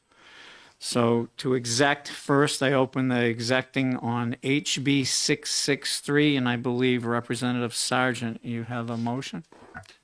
Thank you, Mr. Chair. Yes, I'd like to move that House Bill 663 be ought to pass. Do I have a second? Yes, Mr. Chair. Second. So I have a first and a second. Would the maker wish to speak? Yes, Mr. Chairman, thank you. The Division of Historical Resources of the Department of Natural and Cultural Resources has asked for the ability to expend Moose Plate money partially on administrative costs of overseeing the Moose Plate program. And the AG's office has already said they have that authority, but that the AG's office has also requested that DHR seek clarification, which this law accomplishes. And I support it for that reason. Thank you. Does the second wish to speak? Second's okay. Any other discussion on that? If not, I'd ask the clerk to read the rolls. HB 663 ought to pass. Representative Davis. Yes. Representative Gould. Yes. Representative Donnelly. Yes. Clerk votes yes. Representative Bridle. Yes. Representative Moffett. Yes. Representative Lenny. Yes. Representative Taylor. Yes. Representative Nab. Yes. Representative Vale. Yes. Representative Baldwin. Yes. Representative Darby. Yes. Representative Ryan. Yes. Representative Sargent. Yes. And the chair. Yes. 15-0. 15-0 consent. Thank you. Next, I'll open the exec hearing on HB 683 relative to off-highway recreational vehicles. I believe Attorney Vale, you have a motion. Yes, I do, Mr. Chair. Not sure how to take that. Is that a good thing? It is a good I'd like to make a motion of ITL on inexpedient to legislate on relative to off-highway recreational vehicles, HB 683. And Representative Baldwin. So we have a motion made and seconded to ITL. Would the maker like to speak? Yes, Mr. Chair, thank you. And just I'll be very brief. There were 2 major issues with the bill. One, opening up counties to a process that they would want to anticipate. And another thing about the notification of abutters changing hands and really where the liability lies. And we did hear significant testimony today and over the course of the last few weeks about the importance of bringing all of these measures before the House Bill 1188 Commission that is formed to hear the matters related to abutters and OHRVs and highways and involves everybody that should be there to make these decisions. So for that reason, I oppose the bill, and thank you. Thank you. Anyone else wish to speak on this? Hearing none, seeing none, I'll ask the clerk to read the rolls on HB 683. HB 683 ITL. Representative Davis. No. Representative Gould. Yes. Representative Donnelly. Yes. Clerk votes yes. Representative Bridle. Yes. Representative Moffett. Yes. Representative Lenny. Yes. Representative Taylor. Yes. Representative Nab. Yes. Representative Vale. Yes. Representative Baldwin. Yes. Representative Darby. Yes. Representative Ryan. Yes. Representative Sargent. Yes. And the chair. Yes. 14-1. 14-1, consent. Without objection. No objection. Okay, thank you. Last, I'll call the exec on our last bill, HB 691, prohibiting the addition of fluoridization chemicals to public water systems. Representative Bridle, you have a motion. Yes, thank you, Mr. Chair. I motion to ITL HB 691. Representative Donnelly. I second it. So we have a motion made and seconded. Would you like to speak to your motion? Yes, I would. Thank you, Mr. Chair. For This bill, I believe it's a matter of local control. All these communities have the ability to opt into fluoride the water. They also have the ability to opt out. I think that is the essence of this bill, and that's why I support ITL. Thank you. Does the second wish to speak? No, we've heard plenty today. Thank you. Thank you. Anyone else wish to speak on 691? Don't see anyone, so I'll ask the clerk to read the roll. HB 691 ITL. Representative Davis. Yes. Representative Gould. Yes. Representative Donnelly. Yes. Clerk votes yes. Representative Bridle. Yes. Representative Muffett. Yes. Representative Lunny. Yes. Representative Taylor. Yes. Representative Nab. Yes. Representative Vale. No. Representative Baldwin. Yes. Representative Darby. Yes. Representative Ryan. Yes. Representative Sargent. Yes.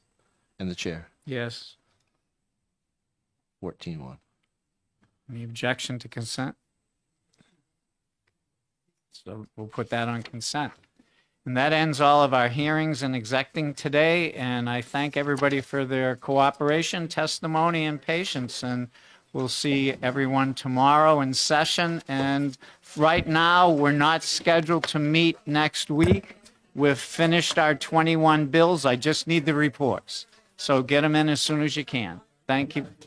Thank you very much.